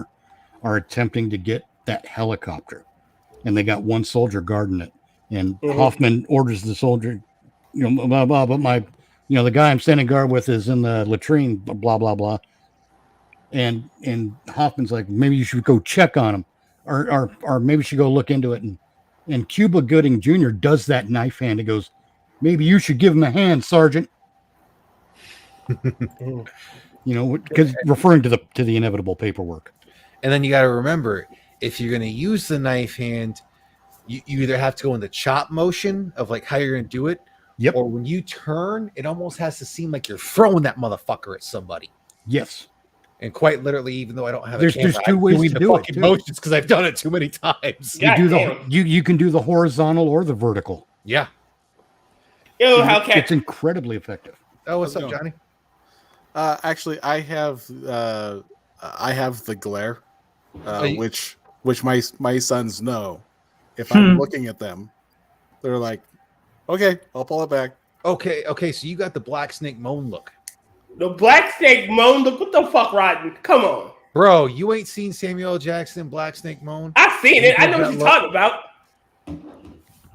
Can't get Johnny Hellcat. Is that the movie where he's got that chick who's like hopped up on the drugs? And he's chained up, yeah. That's one of his better movies. But yeah, I used to have that look too when I was a shift leader in a pizza joint. Yeah, I've had that look. One guy, I'm a short little fucker. Okay, I'm short. I'm round. I could be in that second Indiana Jones movie, except for my. You're not Asian. No, I'm a dwarf. I do have a very important question. What's that? Terry, is there any other moves that Houndour has that fuck you? God damn it! Very smooth. Well done. Son of a bitch! I let you in, and you did it to me. You tear. I mean, I can tell you that there's basically 5 moves you would consider. There's 5. No.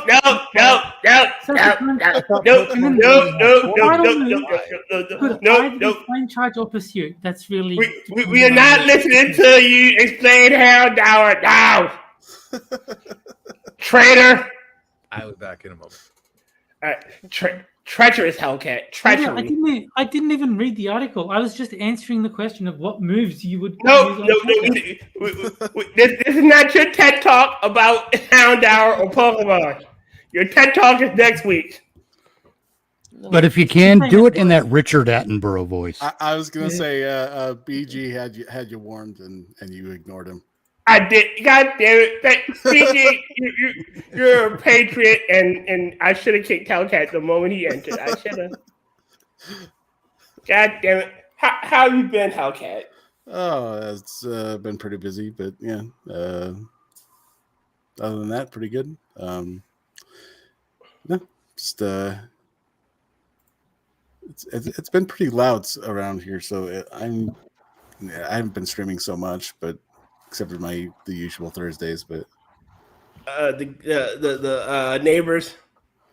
The family. You know you should you know George Carlin used to pray to Joe Pesci to get shit done. Well, he said Joe Pesci and God had the same 50-50 success rate. He did, but Joe Pesci straightened that motherfucking dog out with that bet. I'm pretty sure he can straighten out your family. Maybe. Yeah, just pray to Joe Pesci. Well, that's why Johnny uses the glare. That's the Pesci look. That's like, don't make me Do I get Pesci amuse on you? Am I funny? Dude, I'm not sitting here. What, like a clown funny to you? Huh? Huh? What? How am I funny? Like Rita Rudner funny? Rita Rudner. Wow, talk about digging up the past. Joe Pesci is a jerk. Have you seen what he tried to do to that kid, Kevin McAllister? He's just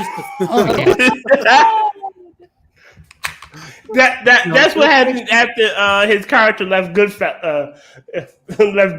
He became, you know, Martin. how about the moment? I can't remember the dude who played the actual jerk. Steve Martin? Steve Martin in the movie The Jerk. Mm-hmm. Was it Steve Martin or was it Martin Short? No, that's Steve Martin. Okay. Steve Martin was the jerk. Now imagine Martin Short this. was the guy in hyperspace. Did you ever stop to think? But yes. Inner space. God damn. That's right. You ever stop to think that that Saw is a sequel to Home Alone? I've heard that before. And Kevin McAllister is the guy with the cancer It's Jigsaw. as an adult. Yes. I like that new headcanon established. Yeah, that's been around forever. I've heard that many times. I've never heard that one. I mean, New I prefer headcanon the whole established. who would win, Kevin McAllister or the Predator? Yeah. And the question is, how much prep time does Kevin get? He doesn't. Yeah. No. Because it still wouldn't equal out the playing field. Technology trumps basic tools. Not necessarily. First Predator showed that. Geez, you even pay attention during those movies? No, I was too busy watching the cool alien destroy shit. Looking at Arnold's muscles, you fucking queer. Hey, those CIA are nice got you Ripley pushing muscles. too many pencils. No, I wasn't. I was looking at Jesse Ventura's. Oh, Jesse. I ain't got time to bleed. Exactly. Oh, You can tell me about your conspiracies all night. Actual Tyrannosaurus. hey, Blaine, why don't you strap this to your sore ass? Tell me there's a conspiracy theory, Jesse. Tell me. But to go back to the previous topic, my friends and I had put a plan. My friends put a plan together because I was at a party one night, and I was just there to have my friend pick up some marijuana that they were looking at. Wow, I was going to call that.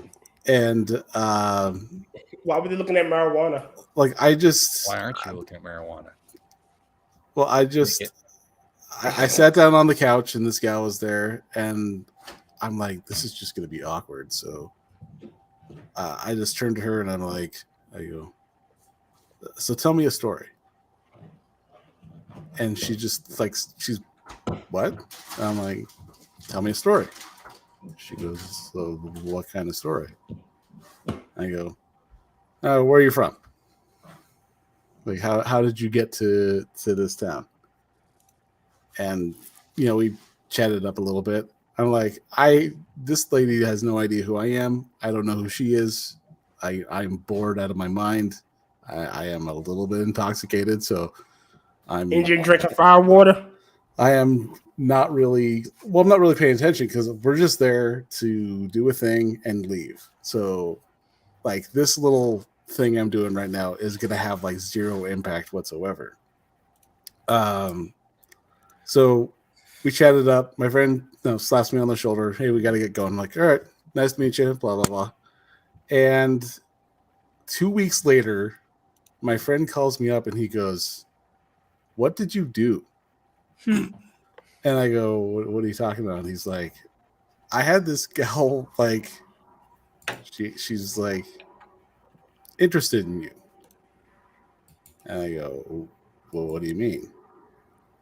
And he goes, something about you getting her to tell you a story about her life and everything. And I'm just like, oh, that chick? And he goes, yeah. I'm like, oh, who is she? And he goes, oh, she's a ex of a buddy of mine. And I'm like, Oh, okay. And he goes, yeah, she wanted to party with you one of these times. And I'm like, okay. And he goes, yeah. And by party, I mean party. Rustle your jimmies. I go, She wants to okay, go all the way. And so yeah, I'm like, all right, I'll She run wants up to there crank your shaft. I'll run up there and Rev your engines. She wanted the Hellcat takedown. I will run up there and do my thing, get the job done. She wants to play with your scratching post. She wants to use your TP. Well, and my friend goes, I'll let you know, she has a very high body count. And I go, well, how high are we talking here? Like in the hundreds? Everest. And she goes, well, he goes, it's high. We'll just leave it at that. I'm like, oh, whatever. All I can think of now is the joke. It's like how much shit she's taking. So it's and I would walk 500 miles. And But guys walk 500 more. No, she was a good looking gal. So I was like, I don't give a shit. Whatever. It's and I don't care. So I go. I think it was like 2 weeks later. I go. We're all at this party. Everyone's getting fucking messed up, and I start chatting with this gal, and asking her, conversational stuff. Like, I'm not really treating it like it's a set hookup type thing, because I really, at that age, I didn't know how to handle that kind of stuff. So I'm just kind of like, have game. I had zero. Like, Hi, my name's Charlie. So he just I have flat zero out wanted game the whole too. thing. So how much Yeah. of my fist can I actually put up your ass? You've got pretty boobies. whoa. Well, what ended up happening is after this conversation, she kissed me on the cheek and left. And then I think about a month later, my friend calls me up again and he's like, what the fuck did you do? And because everyone was like, in their own rooms doing their own thing. So no one knew what happened between us. They just assumed that we banged and called it good. And I go, well, we just talked for a bit and she called it a night. And he goes, dude, she decided to go to college and shit. Like, she's trying to better herself just based on this conversation with you. What the hell did you do? And I'm like, Wow. I talked. It was just word, it was just a basic, simple conversation about us. I talked about myself growing up in Montana.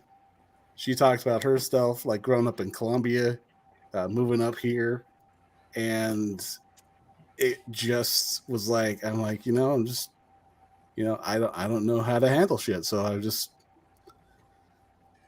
You know what I bet happened? live as I live is really all it is. So and basically, she kind of just takes that and just goes with it. I bet you treated her like a human being and she decided she liked it and wanted to be treated like that more often. Yeah. You had a genuine conversation and that whole thing, and it wasn't just trying to throw out game to be like, yeah, I want to lay you. Genitalias anywhere around my face or genitalias. Yeah, it's because you didn't enter the room saying, "Lady, this is my penis." you didn't go, hey, can I use your bonus hole? No, Yeah. my God. Now entering the arena. So do you prefer to have I told you about Thunderdome? Weighing in at 2.5 ounces? So when you're on your back, do you prefer to have your legs around me or behind your head? Yeah. But no, I honestly think that's exactly what it was. Is that she was expecting me to come in hot, and because of the conversation because you started the whole thing, you came in lukewarm. You came in without. To say it like lukewarm is being generous. You came in without a Barry White soundtrack. Yeah. Hellcat, you came in rather tepid, and she was like, "Oh my." Oh, there was no tepid. It was maybe fresh from the well. Like, damn. Now I can stop being whole. Wow. I'm sorry. I went early. Hellcat came in so early oblivious. Vietnam War. You could have told him it was written on the ceiling, and he'd have looked up. I'd looked up for at least an hour and a half. He'd have been like, "I know it's up here somewhere. They ain't lying to me, is they? They better not be doing this to me again. I might have to fight someone. Write a strong letter." Oh my goodness. I might have to write you a strongly worded email. But I think forget the mail. To your just based on the 6 years from now.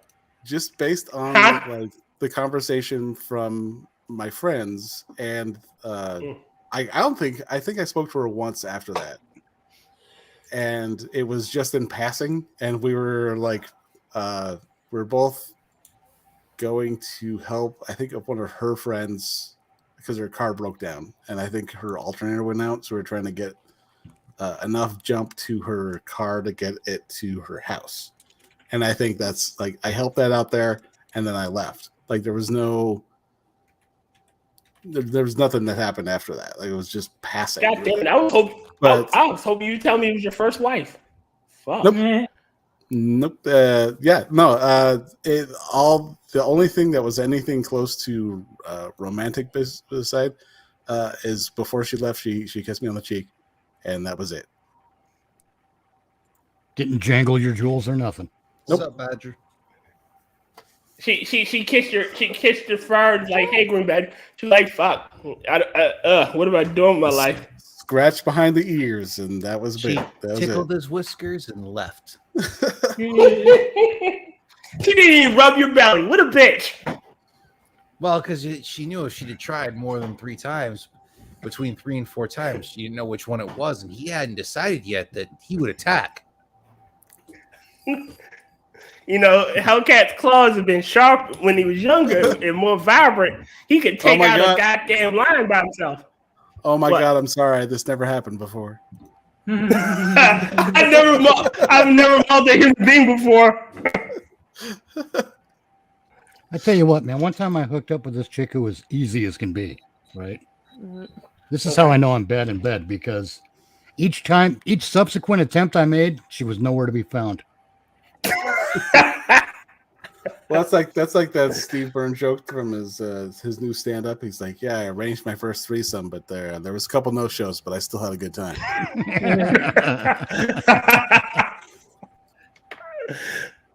God, so, you know, I do this all the time, as I make these jokes about myself sexually, where I'm a utter failure. You know, I'm hung like a cricket. Why they call it a handsome? It's why they call me 1-inch Mitch. You know, I make all these jokes, right? I make all these jokes about myself, and I've always done it. But one day at work, one of my lady coworkers gives me the side eye, and I can tell that she's like doing some sort of a calculation in her head. And out of nowhere, she goes, "You know what? I bet you're hung like a fucking horse." I'm assuming that she's had the experience where the guys who brag about the sex are the worst at it. Did you immediately respond with seahorse? I respond, yeah, no kidding. I tell you what, it's like sea monkeys. You just add water. You got to order my sex off the back of a comic book. It's disgusting, I'm telling you. No, but no, I think I said something like, I think I said something like, "I'll never tell." Yeah. But you don't answer either way on a question like that. You let the imagination go wild.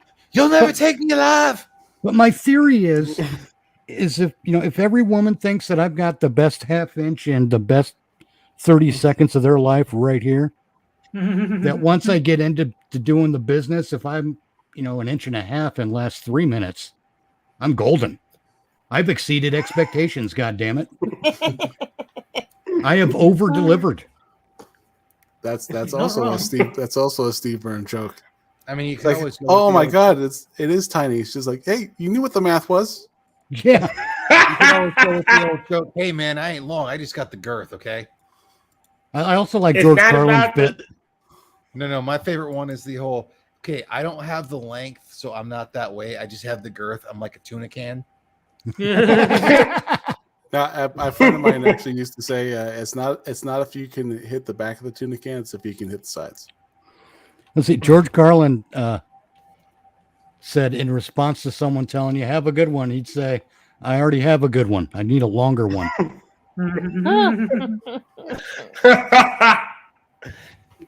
God bless the Holy Ghost, Carlin. Oh, I know. man. God, I'm almost glad he's dead and doesn't have to see the world the way it is today.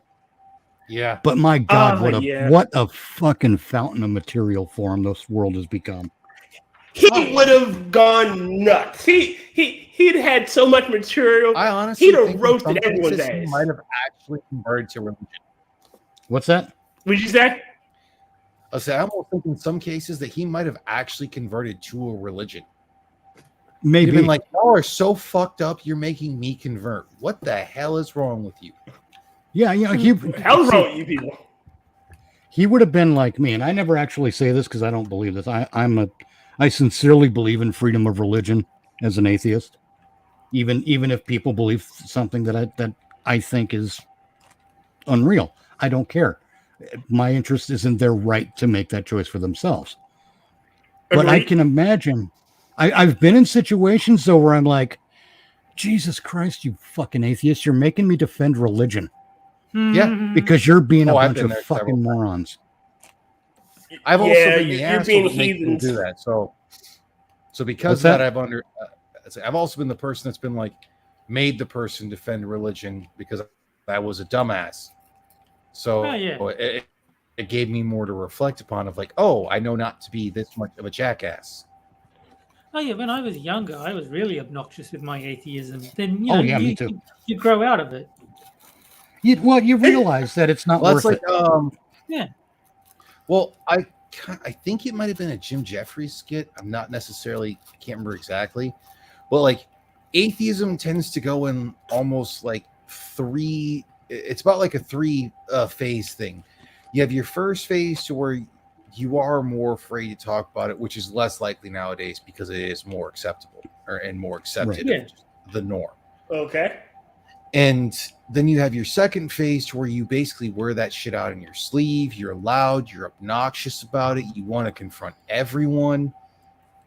And then you get to eventually, if everything goes right, you get to the third phase where you're just like, fuck it, I don't care. You have religion, bro, that's fucking fine. I ain't going to stop you. Because like Jim Jeffries had to where he's like, I was to be the godfather of my friends it's like kids and they're fucking Catholic or some shit. And they're like, will you give this person, these children, like if, unfortunately the bad thing happens, would you give these kids the spiritual guidance? And he's just like, yeah, fuck it. Yeah, I'll do it. He had the whole thing where it wasn't to be, completely adversarial. It's like, if it was that, it was that. No, it doesn't need to be. It really doesn't need to be adversarial. The big mistake because the atheists and the religious people, they've always got to debate the existence. Like, no. Well, no. And that's like, and I'm shocked that more religious people don't realize this. There's a reality in play here. The reality is that faith is not a matter or belief in a God is not a matter of science. It's not a matter of prove it. It's a matter of faith, which is belief in a thing without evidence. Well, no, it's a George Michael song. Spirituality isn't about proof. It's about faith. But And you've got to have faith. The faith. there- The faith. there is the George Michael's returns. the Unless you're doing the Limp Bizkit variation of it. Oh no. Never do the Limp Bizkit anything. Honestly- never do Limp Bizkit anything. Okay, I'm going to be a bit of an asshole in this one, or contrarian and whatnot. I do not hate the Limp Bizkit cover of Faith, because other than adding "Get the Fuck Up," it's not that bad. But you also have to understand that when Limp Bizkit went into the whole thing, they went with the complete intention of being the band that was hated. Yeah. Well, they succeeded. Yeah, they did. All That's just right, the fact. Hellcat, you were saying? They wanted to be Nickelback? Ooh. they No, were they were Nickelback into what before you- Nickelback was Nickelback. Well, did they want to be Nickelback or One Direction? No. They wanted to be Dixie Chicks before the Dixie Chicks Okay. were Dixie Chicks. Okay, let me put it this way: they went in with the intention of no press is bad press. So, Oh, like okay. every other rock star. Yeah. But Hellcat, you was about to say something? I was gonna say, taking like say, back when I started watching YouTube stuff more regularly, go back to like Logic and Sir Sick, and I their still watch videos Logic. about atheist stuff. That's the obnoxious shit that Yeah. like it's like to say I wouldn't say the right, but the overly religious types, your Kent Hovens or whatever, are just like, oh, the atheists say this, blah blah blah blah blah. It's like, and you have literally told them nothing that's going to change their mind. Right. Yeah. And what? Well, here's the other thing: is why do atheists and people of faith want to change each other's mind? What are they gaining? Yeah, that was actually what my sort of moment of revelation where I stopped being such an asshole about it was. It's like, what the fuck do I care what they believe in? Like, it really doesn't change my life at all if someone happens to be religious. Just leave them alone. So wait a minute. So I used to work with this preacher, right? And we were sitting at the exit lane and we were having a conversation. And I told him about my faith. I do not, I'm a deist. I believe in something, but I don't believe in your God or the Christian God or in gods. It's something out there, that's what I believe. Do you mean a deist? Yeah, deist. he means a deist. It's a deist. Pretty sure it's supposed No, to a be deist is a stage that you stand on to give a speech. No, that's a dais. That's a deist. No, that's Amadeus.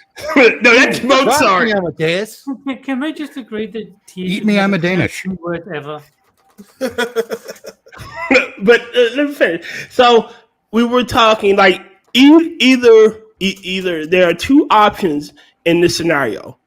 I'm either right or that your God created me to be his inquisitor. I test the faithful by showing my lack of faith. That's my existence. Your God made me this way. Wait a second. You tried to use Pascal's wager against him? Yes. See, that doesn't work. And honestly, Pascal's wager doesn't work. No. It wasn't me trying to use it against him. I'm just saying, either way, I'm as I am. I was created this way, which your God made me to question. Therefore, he made me his inquisitor. My task and the task he's given me, even though I don't know it, is to question things. That means I question the faithful. I prove your faith by making you question it. Or question you. This actually goes back to kind of an old joke type thing, to where it's like, Are we back in that bar with the duck and the lesbian? No. We're back in the bar with the priest. It's kind of a joke, but it's kind of like an analogy type thing, to where a preacher is talking to someone and basically asks, like, should you be of the devout or should you be like the atheist? And everyone goes, oh, you should be like the devout. And he's like, why? And like, oh, because we believe in God and this and that. And we believe that we should help people because God said we should. He's like, well, you're only doing that because you believe of a reward in the afterlife.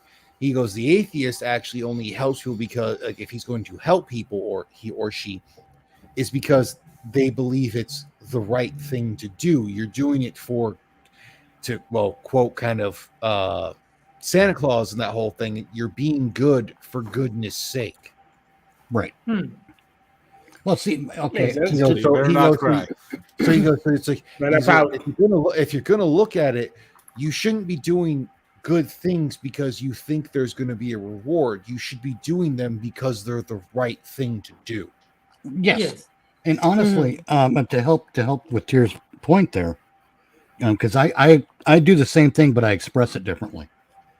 My theory is, let's do a little bit of background. All my life, a lot of my best friends have been Christian, even though I'm an atheist. Same. We've gotten along brilliantly. Yeah. So, what kind of a prick am I if I keep trying to talk them out of their faith? So I gave it a, okay, fuck it, I'm not doing that anymore. Okay. So, this goes into an interesting direction. But then I realized, you know what? I want them to be stronger in their faith because their faith makes them happy. And that clicked something in my head. I'm like, people of faith should be happy with their faith. And if they're not, there's something wrong. So, that led me to the idea, hey, Jesus also laughed. Because there's always those bumper stickers, Jesus died for you, Yeah. I was like, yeah, well, Jesus laughed as well, so lighten up. But then I realized I had the big revelation in my own head where I began to understand that a faith that goes unchallenged cannot grow stronger. And you also looked at it in this whole thing. You're not necessarily challenging their faith. You're giving your friend shit. You're not being derogatory of the religion itself. You're having sometimes fun I was. Okay, yes, sometimes you are. But typically, majority of the time, like you're kind of taking the piss out of your friend. Well, yeah, it's that whole thing of more giving your friend shit, which you're going back and forth. And that sometimes, honestly, it only rose to the level of, "Hey, nice shirt, lose a bet." That kind of living, which is how we often it's how we what do you call it? It's how we create. Kind of, yeah. It's more true among men than women, I think, but I could be wrong about that. But anyway, once I realized that a faith that goes unchallenged cannot grow stronger, I'm like, you know what? Challenging their faith is not the same as being a dick about it. And so I started doing that. And the beauty of that is when you challenge their faith, they have to examine their faith. They have to examine the text.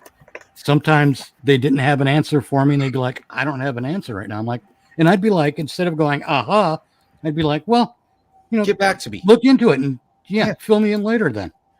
I went from the hostile challenge to the non-hostile challenge. Well, that was like, I've had a few different friends of that to where like I gave them shit about their religion and I expected them to give me shit about my lack of religion. Like one of the girls, or I shouldn't say girls, but like gals I knew that was married to a coworker of mine. I was at a house party of theirs and she tried to have something. Oh yeah, I was a virgin until this time till I got married or whatever. And just without missing a fucking beat was one of my best ones. I turned in front of everyone, was like, yeah, because anal sex doesn't count. Yeah. Oh damn. And she was Out. pissed, but not that like I'm gonna fucking kick your ass pissed. She was pissed. It's like, how did you fucking time that? And I was like, I don't know. And her whole thing was, I am gonna get you back for that. I'm like, well, let's see you fucking try.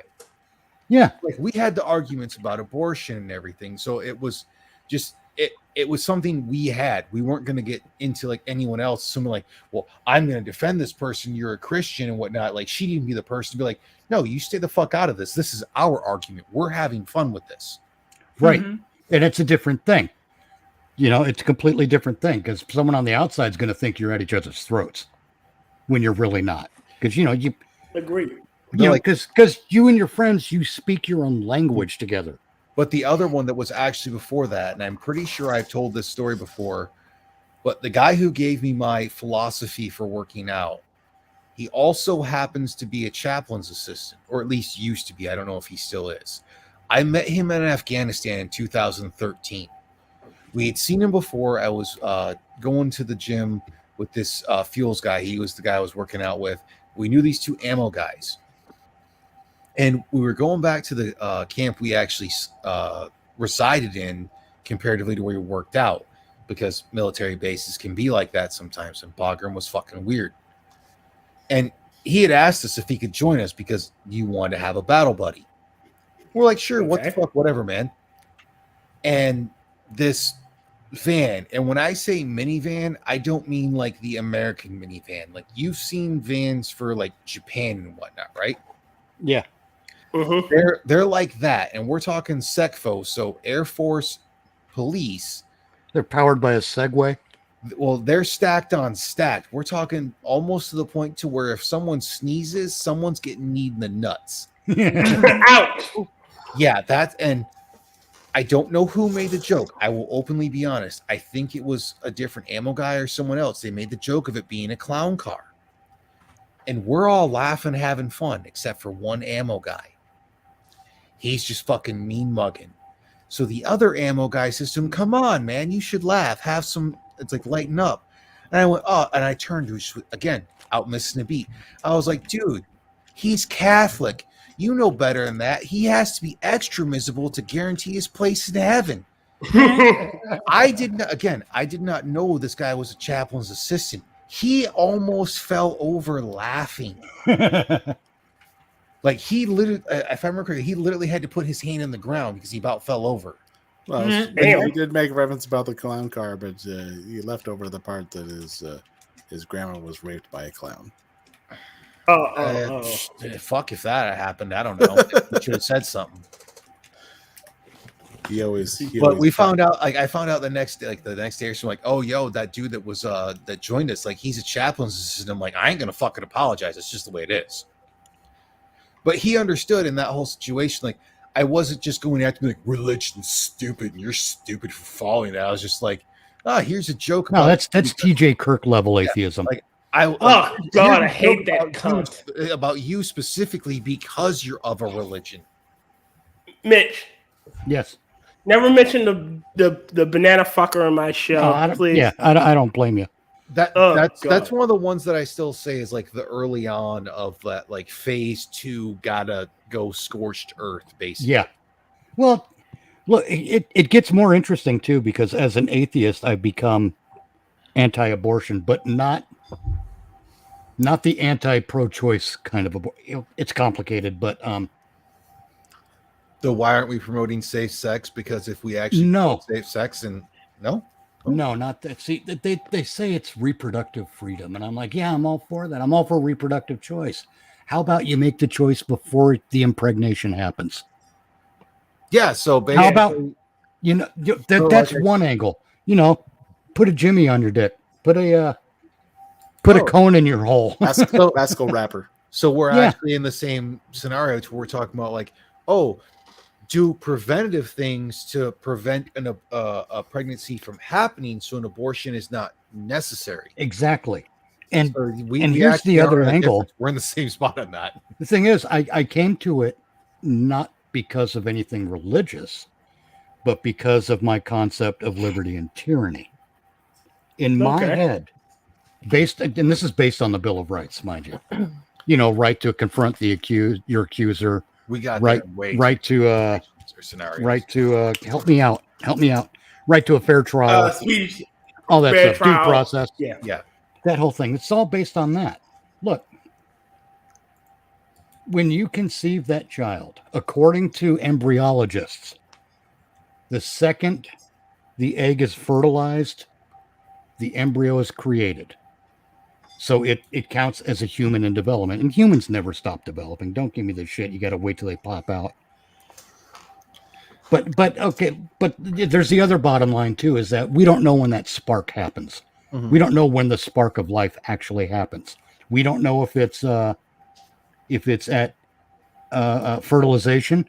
We don't know if it's when the cells first start to divide. We don't know if it's when the fertilized egg implants in the uterus wall. We don't know when that first actual spark becomes something that is going to live further. We have theories, okay?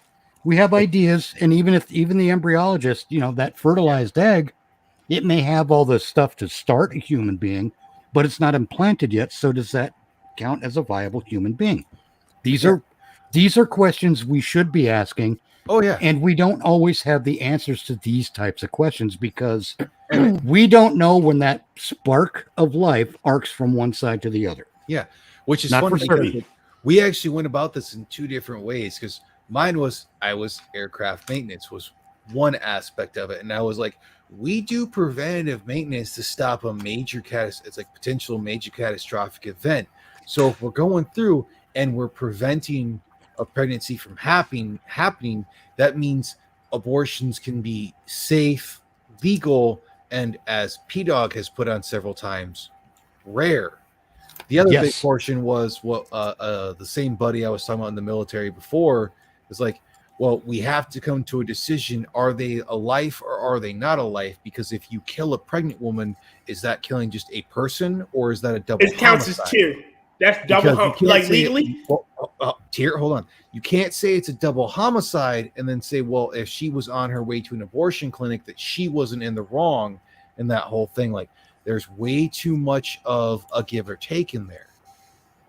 Right. It's like it's almost as though it depends on what the state's interests are.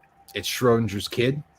Yeah, basically. No, legally, it counts as a double homicide. You killed two people. Like legally, it counts as a double homicide if a drunk driver or something. But not when it's an abortion. But when it's an abortion, it's not. So you need to draw a line somewhere, and that's the problem that some people are having. It is one that I do struggle with as well. To where I may have something close to an answer for you. And that answer is that, like I said, we don't know when that spark arcs from one side to the other. We just don't know yet. Agreed. Well, no. Check out this answer for you. It might work for you. I don't know. But, Jesus, how I had it. It went away. It's called old manism. I know. I'll throw this reference out there real quick. Throw it out. Going to Bill Burr's stand up for Live at Red Rock. I remember. He was talking about the cake. The cake. Yeah. And he's like, well, you put this stuff together, you put it in the oven, and then someone comes in to the oven 5 minutes later and just spikes it to the ground. It's like, well, that was gonna be a baby. It's like, well, it was, but it's not now. Like it could have been. Like, but then you had to go in and be a dick about this shit. Yeah. Well, see, here's my thing. We keep patting ourselves on the back, we're a free society, blah, blah, blah, justice. Well, let me ask you this. Should a free society err on the side of liberty? Always. Are we in agreement on that idea? Yes. Okay, so if that's the case, since we don't know when that spark of life happens, shouldn't we err on the side of liberty and not pass a death sentence on that embryo? Remember, it's not a heartbeat. It's mild cardiac activity. Well, no, think about it. I actually do agree. My whole thing on that is I can understand, and again, that's looking at extenuating circumstances. So not what's considered the actual norm of like 90% of abortions, which is convenience. There are extenuating circumstances to where you could look at it differently. Right. And I don't want abortion to be outlawed. Yes. Which is why you and I are on the complete agreement. So which is I don't want abortion to be used as birth control. Exactly. Exactly. That's my issue. Like I get, like, God forbid, and I don't say this to be mean or anything. I get that some people are raped, and it's not the fault of the child that it was created in such a manner.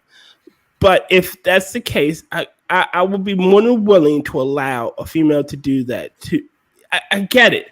And then there are some issues, like my best friend at the time, when she was pregnant, her first pregnancy, it was going to kill her. And collectively, we made the decision, or her and her boyfriend at the time, her husband now, made the decision to get rid of the baby. He said, I'd rather have you than the baby. Right. That's that case where I don't want abortion to be illegal, because sometimes it is a necessary thing. We can't rule it out just because it's less than 1% of the time. So, yes, abortion should be legal, but I think the compromise should be adjudicate each case on its own merits. Now, see, to do that, here's why I say that. That's a death sentence. Whether there's a court involved or not, it's a death sentence on that child just to go in and say abort. But that's a death sentence without a trial. It's a death sentence without the benefit of counsel. It's a death sentence without the right to confront your accuser. It's a death sentence without a jury. That's tyranny. I'm to a degree where it's kind of. Well, I'll definitely agree with you on that. I agree. But it's also to like what Ranting Monkey said. It's there, but be honest about what you're doing. Right. I agree. I mean, then this is a great way to be honest about it. If you ask me, I mean, of course, it's my thought. Of course, I'm going to agree with it. But well, I don't know that Mitch guy. I agree. I see some crazy shit, but I try to balance it out. Mitch. Terry was about to say something. No, I do agree with Monkey on that. My problem with abortion is not so much that it happens; it's the flippancy with which it's treated. People are treated as if it's like, oh, I'm just going to go get my baby killed. It's no big deal. That is what offends me. Right. It's because it's being handled so casually. Yeah. Okay, Terry, I will say this. I was almost expecting the joke of because it gives women a choice. Yeah. And that's another thing. Well, see, that's the thing. Women and men should exercise that choice before a pregnancy occurs. Nothing is stopping them from doing that except them. Yeah, well, but I also believe that men should have a say in the abortion. Like, that life is half me just as much as it's half you. And I get that you don't want to carry it, but still, we should at least come to the table together and make that decision. You just going off on your own because you feel like, oh, I don't want to deal with this. So do you want her to have 3/5 the decision? Look, no one understands what the 3/5 compromise was. Well, I only fuck white women, so technically she'd get a whole decision. She'd get a whole vote. They keep saying that non-white people only had 3/5 of a vote. That's not the case. No, they didn't have a vote. They only counted as 3/5 of a person. No, that's not the way it worked. Well, the way it worked was when the U.S. was forming at the time of the penning of the Constitution and its ratification, because it wasn't done forming yet.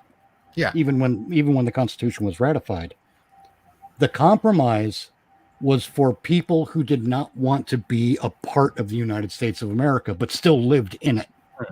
Okay. And in those pockets of populations, in order to have a fair representation in the Senate, the apportionment of senators was 3/5 among the people who did not want to be part of the United States because they still lived in the territory.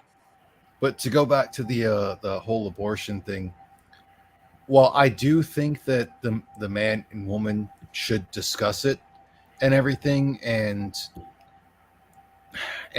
I know it sounds kind of harsh, but it should in a lot of cases kind of come down to her. I'm also of the personal belief that if he never wanted a child and he did, and we'll say both parties actually did what they were supposed to do to prevent a pregnancy, he should be able to financially rebuke himself from the scenario. She should not be able to say, oh, no, because we had unprotected sex, or we had protected sex and things went wrong and had a child. I can take you to court for child support under threat of imprisonment. Yeah. If you can kill it, I should be able to abandon it. Yes. It's only fair. Well, if that's the case, then that should be the legal standard. Like if you can decide you want to kill it and keep it, then I can decide I want to abandon it. Hold on just a second.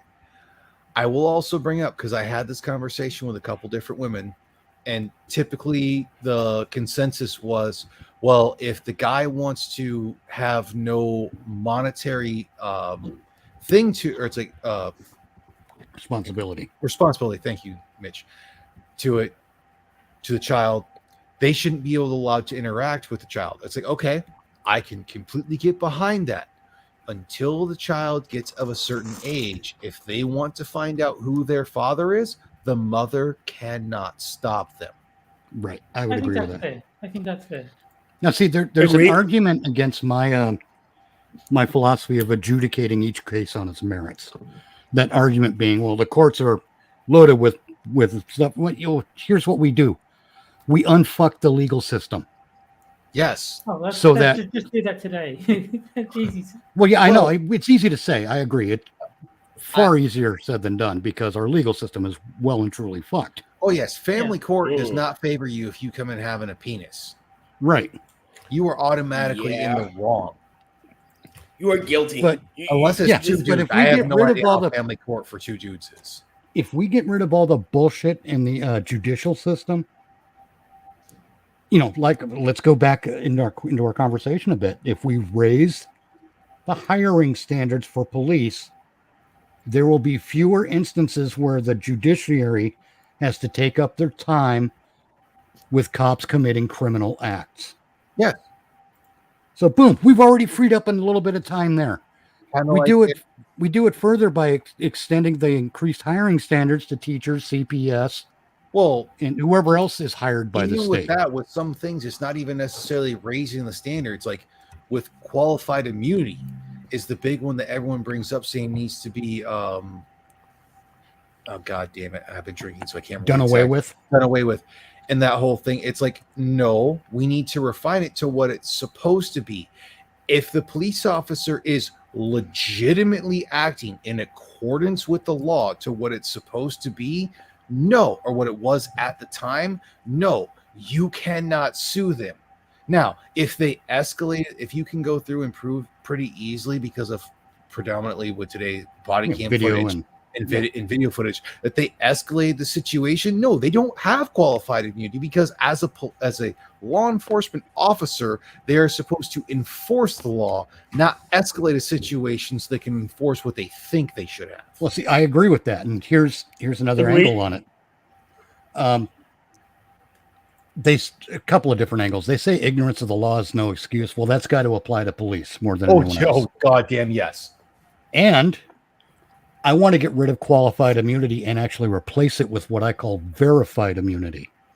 Ooh, that's even like better. That. I like that. I like that even more. The way that works is when a case comes before the court, it is incumbent upon the police and the prosecution to sue for immunity in that case. That means that their actions have to be reviewed, and if they're above board, they get the immunity. If they are not above board, that immunity is essentially not verified. Yeah. I'm going to interject for just a second, and it has nothing to do with this. Garrett Hedlund, I can understand, but you will not take away the Tron Legacy soundtrack from me because Daft Punk was awesome. Okay? It was so nice of Daft Punk to make let Disney make a movie to the music. Say about that. That soundtrack was badass.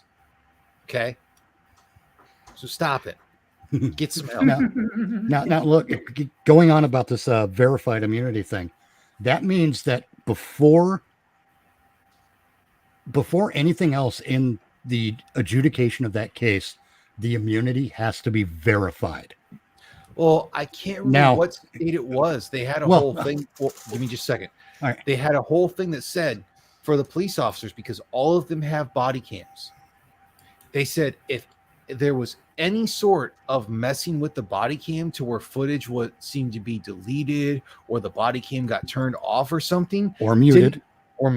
Didn't matter what you tried to do, you automatically lost it. Everything had to be there in full. And I fully support that because that not only helps the person who might have been prosecuted, that also helps the officer. Well, yeah, it's all these people who want to support police, the best thing you can do is have high standards of conduct. Oh, hell yeah. Yeah. That is absolutely the best thing you can do because that's how the police are going to regain all the respect they've lost.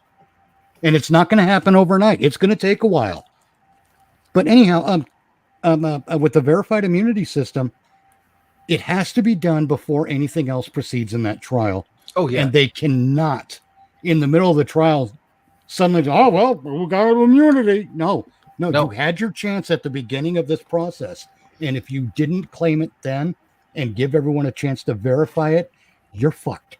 Discovery is there for both sides, and if you couldn't Yes. prove it then, you don't get to try to say, "Oh, well, I have it now." No, you're fucked. You Exactly. You have get to one know bite what at the apple. is. You get one bite at the apple, and if you miss it, you're fucked. Right. Now here's the kicker in the dick. Hmm. Who are we? We're a bunch of fucking nobodies. Okay. Yeah, we're a bunch of chuckle fucks. Yeah. We're a bunch of chuckle fucks on the internet making dick jokes and pussy fart jokes. And we're discussing things that would vastly improve a free society. What the fuck are our politicians doing? Why are they in office? Because they're masturbating and spending our money. That's what the fuck they're doing. Pretty Because much. they're the type of I was people gonna who say are- because we can't afford to run for office. That's That- true. That again. That's all another angle on things that are wrong. You know. well, that and they're the type of people that will go after power, because instead of doing what should be done of putting, and I will actually equate this again to the military and that whole thing, instead of putting a person in a position because they're the right person for the position, we look at we elect a person because we think they might be the right person. They said the right things. They said what we want to hear. Yep. I'll So- give you a great example. Tulsi Gabbard. I can give you a reference that just happened in Montana recently. Hit me. Zoe Zephyr. Oh fucking hell! Who? I do Zoe not know Zephyr. Isn't she the first transsexual? No, that was the one from Rhode Island that turns out to have child porn. No, not that one. I'm talking about the She's Zoe. Montana's first. This sounds like a porn star Zoe. name.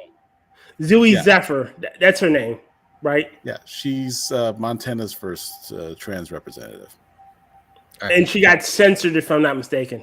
Yeah, because she was being a just to shitbag. say anything, I'm going to go ahead and get rid of my non-kosher articles because I don't think we're going to get into. I mean, we've had 2.5 hours of basically unbridled whateverness. free form discussion. Oh, dead serious. We haven't had to have "Am I the asshole?" We hadn't even read the full fucking article of what Tyr had talked about 2 hours ago.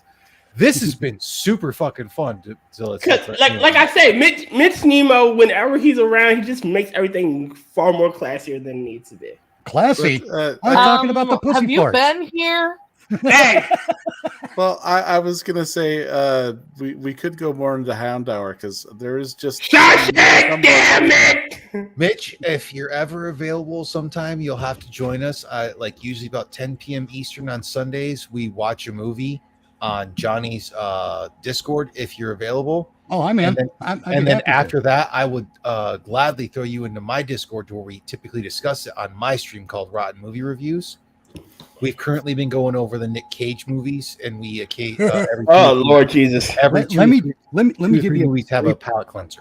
Let me give you the brief opinion on Nick Cage. He's not a movie star. He's an entertainer. Oh God, I yes. think that's fair. And that is what makes him awesome. Everything's classier than Tyr. Have you guys seen Renfield yet?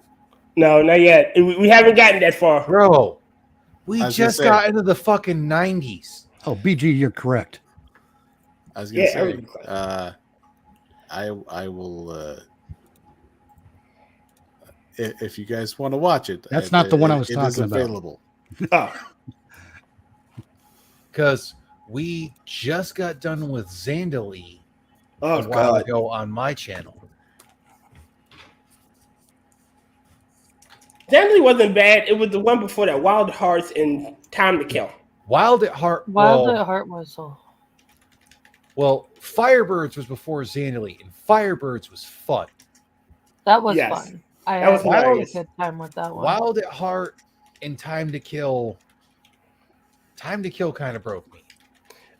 Angela, I'm still angry at you for missing Time to Kill.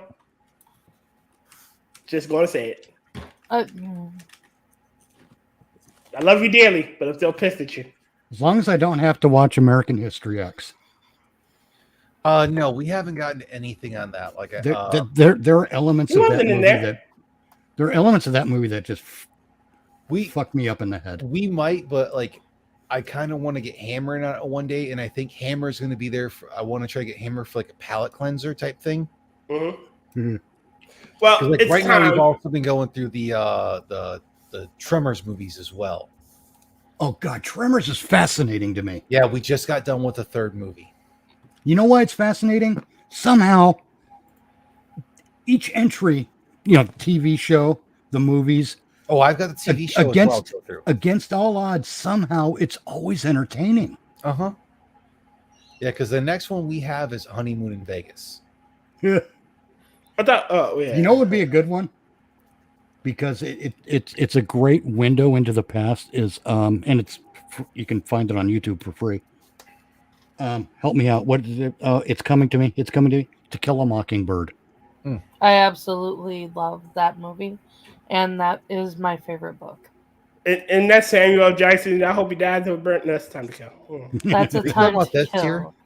To Kill Goddamn right, not do it again. Yes, they deserve to die. And I hope they burn in hell.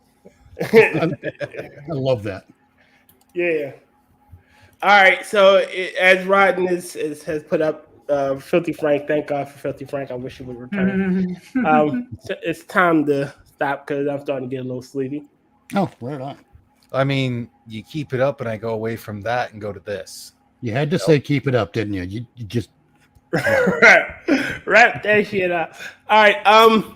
Angela, are you going to be on Quippers tonight? I am not. This would make the third week you're not on Quippers. I told.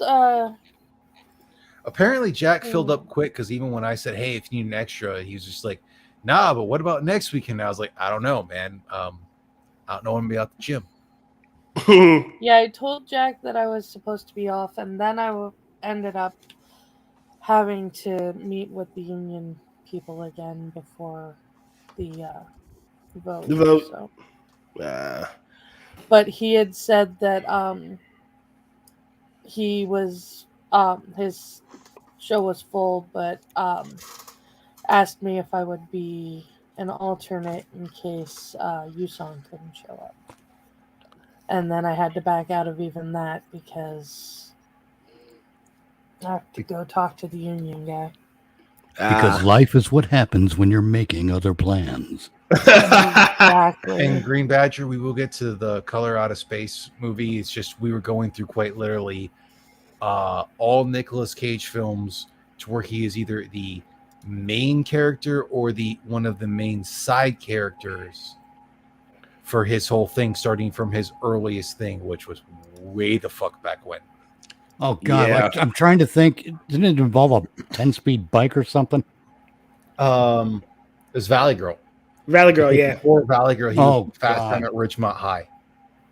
He was in Fast Times at Ridgemont High? Yes, but he was as Nicholas Coppola because he hadn't changed to Nicolas Cage yet. And then He was still trying on his uncle's name. Yeah, because in Rumblefish in 1983, he wasn't a main character, or at least a main side character. So next after that was Racing with the Moon, which was fucking terrible. But that was still better than Birdie. I never got to Boy. I couldn't find a good copy of Boy in the Blue without spending almost $100. Peggy Sue Got Married was pretty decent. Yeah. I was gonna say I liked Peggy Sue Got Married. Raising Arizona was fun. Moonstruck was better than I expected. Vampire's Kiss is fucking terrible. Go to hell!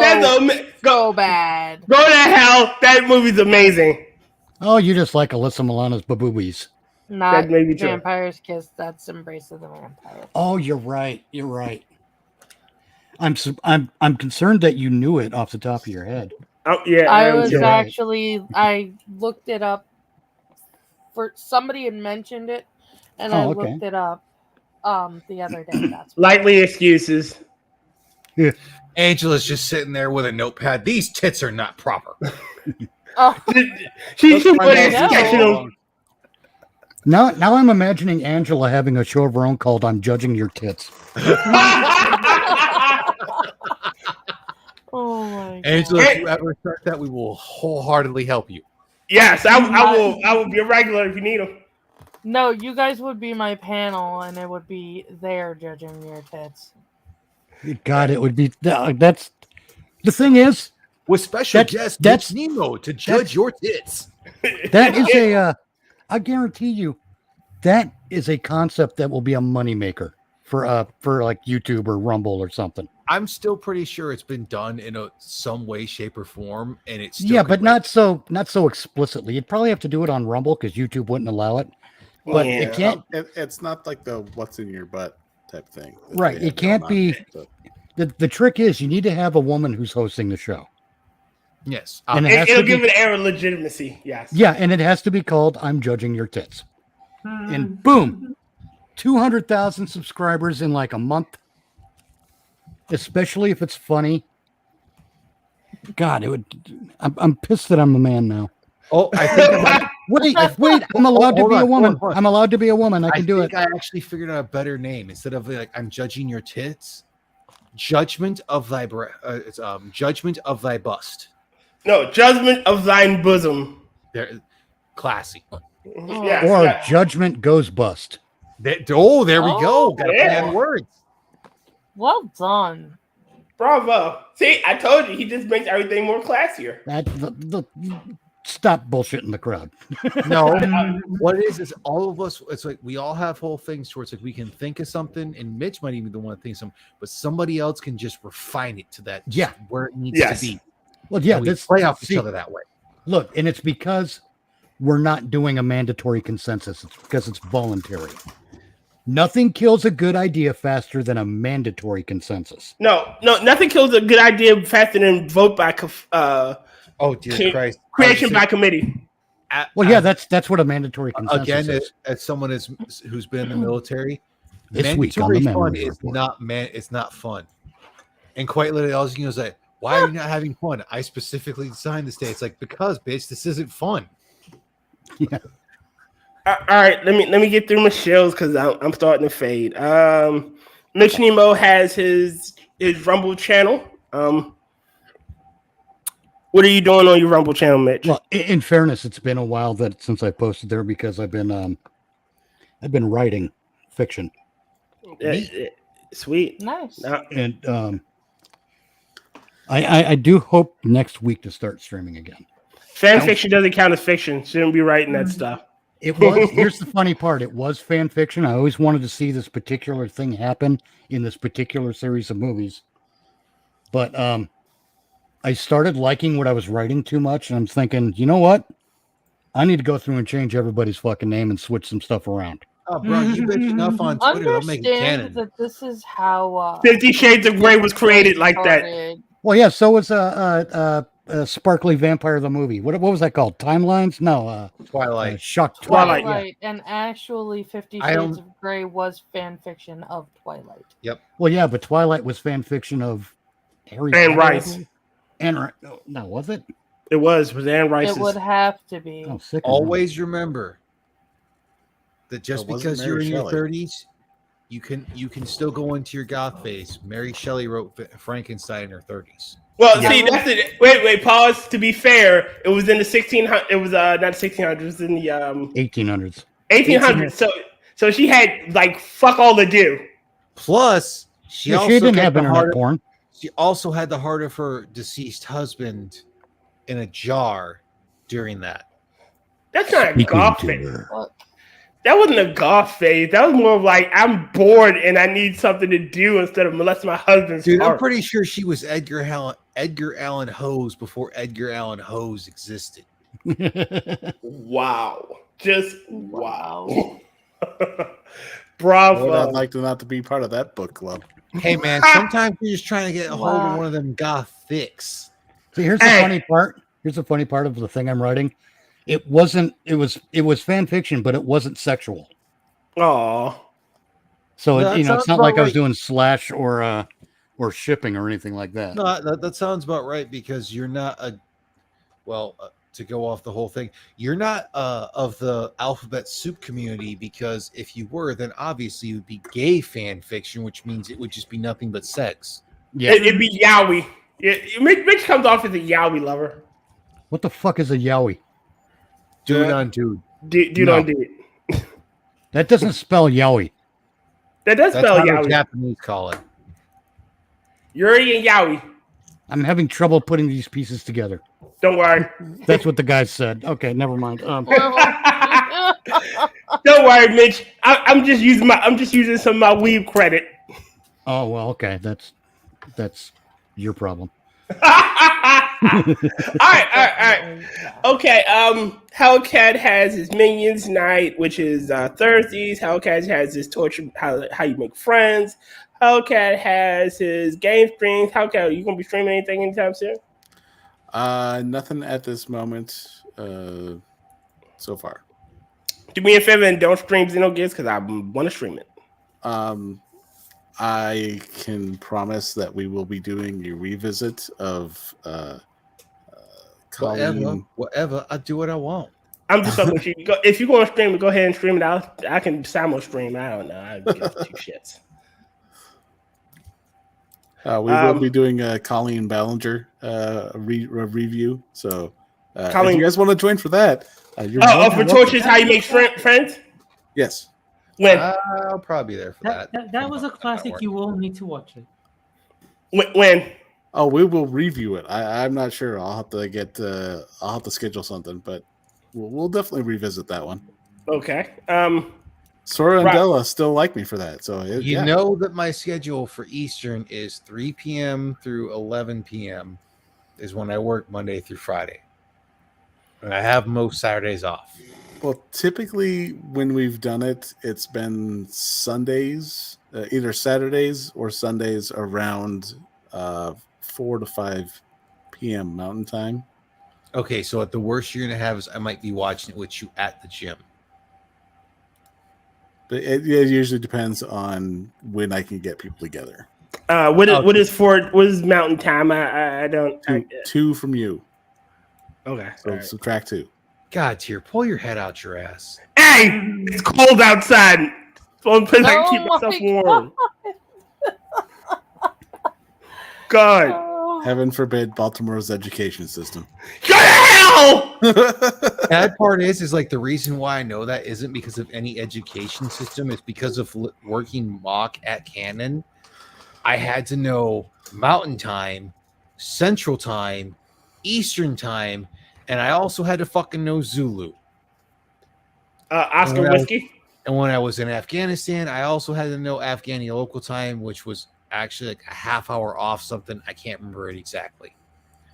Because that's like, I know currently Terry is actually 14 hours ahead of us on Eastern Standard Time. I didn't know that. I don't care, but I didn't know that. Well, I knew that because when I was in Okinawa, it was the same thing because Australia and Japan carry the same time zone. And when I would bullshit, or I shouldn't say bullshit, but chat with my folks, I had to know the time zone or times from when they would be awake. So I wasn't fucking with them. No, I know that because whatever time Tier says in terms of like when we're going to be playing Pokemon, I know I just add 2 and then switch the AM and PM, which worked out to 14 hours. Oh, really? Yeah, unless it's been after, typically I want to say it's October, then you do 13. Well, it's actually going to change to, no, it's not going to be 13, it's going to be 15. Because the gap is going to widen. It's going to shrink. Leap forward, fall back. Yeah, it's leap forward, fall back. So it should shrink to 13. I thought they were getting rid of it, but no, never get rid of it. Well, I'm just thinking about it because I meant daylight savings time. If we say that Lords of the Night used to start at 9 p.m. Eastern, right? It would start at 11 a.m. for me now, but after the clocks change, it would start at 1 p.m. because we both change our clocks in different directions. Oh, okay. So I'm still thinking of Okinawa or Japan because Japan did not actually change their clocks at all. See, this is why you don't put time travel in a movie. I wholeheartedly agree. So the gap is going to widen. Because technically, if you're going to go in that whole aspect as well, because it's supposed to be positionary and everything, where the planet would be that far back necessarily wouldn't be in the same exact spot you were. And that's getting to an astrological argument of it. All right. Let me way too much for that shit. Let me continue my shields because I'm about to fade. All right. Rodden, you are doing your Rotten fucking- movie reviews. Yeah. Tomorrow will be Honeymoon in Vegas. I Sweet. also plan on, as long as everything goes well, I don't know exactly what time for this Tuesday since it's the 4th of July. I'm going to try to start doing a Talking to the Void every Tuesday just to do something else. Okay, sweet. Well, I had fun on Tuesday, and I just think that's a fun thing to do. That was fun. That was fun. Tyribot is on everybody's stream, including. No, he's not on the Rotten Movie Reviews, but he might be in the That's Talking true. to the Void. He's on Quippers United tonight with Gunski, who did our lovely intro. He's on. He's not here. You don't have to lie about how good the intro was. That's being very generous. He did a passable intro. Better? He did the work. Well, he did an intro. He did an intro. Okay, he's on Mr. Adams Monday night with the Minions, him and Kafke. And he's on Hammer's Minion night, which is Wednesday, with Hammer and TMaxi. He's on the corner with Frosted Glass, Gunski, Moonshock, and I don't know who the guest's going to be this weekend or this week. He's on Six of Silver's stream. And anyone else that I'm forgetting? Other than us? I don't know. I just watch a live stream. Decent chances are I'll be there. If you throw a dart on a board and you hit someone in our circle, I'm pretty sure if they do a live stream, he'll be there. Most likely be on somebody's Twitch stream, which means he's not going to be on Moon's streams where he doesn't stream games as good as Super Seducer, if memory serves me correctly. Well, Yeah. I will never go to Twitch. The only exception being if Moonshock decides to stream Super Seducer again. That is the one exception to my no Twitch rule. I would personally recommend, this is just personally, Gulf City, but I think Gulf City's earned it. And they do post some of their stuff on YouTube, so not necessary, but to support them when they are live. One of these days, I want to know Personally, what the fuck happened between him and Gasly. who? AP Adonis Paul and Gasly. I want to know what the fuck happened. One of these Same days. thing, I think, personally, from everything I've seen with like Gasly and Sinatra, just the way things went, they just went in different directions, And they just fell apart. And just from everything I'm aware of, they were like, we're going in different directions. This is the way things are. And they didn't have resentment for each other. But we can talk about that off air since we're almost at 3 hours. Oh crap. Yeah. All right. Gave everybody shows. Good night. I'm tired. I'm starting to give a bloodshot eye. Tired Alexander. Ha! Parting words. Have a good night. Get the Give fuck out of Indiana here. That's Jones my a fighting shot. words. The origin of Houndour. Hound is a type of dog, and Dower is sullen and gloomy. I hate. I will go with this one. I like pain because it hurts Johnny. I also like pain because it hurts Johnny. There's a time and a place for pain. I don't And like it's hurting pain. Johnny. I don't like pain, but by golly, it's worth it. In the spirit of Ashley Biden's diary, never shower with your daughter. Wow. Stay classy, Mitch. Stay classy. I gotta be me. Good night, everybody. Houndour is Bye, also guys. found on Route 7. Go to hell. Gold. Have a good one, everybody. Night. And Route 9 in black. Shut up! Shut it!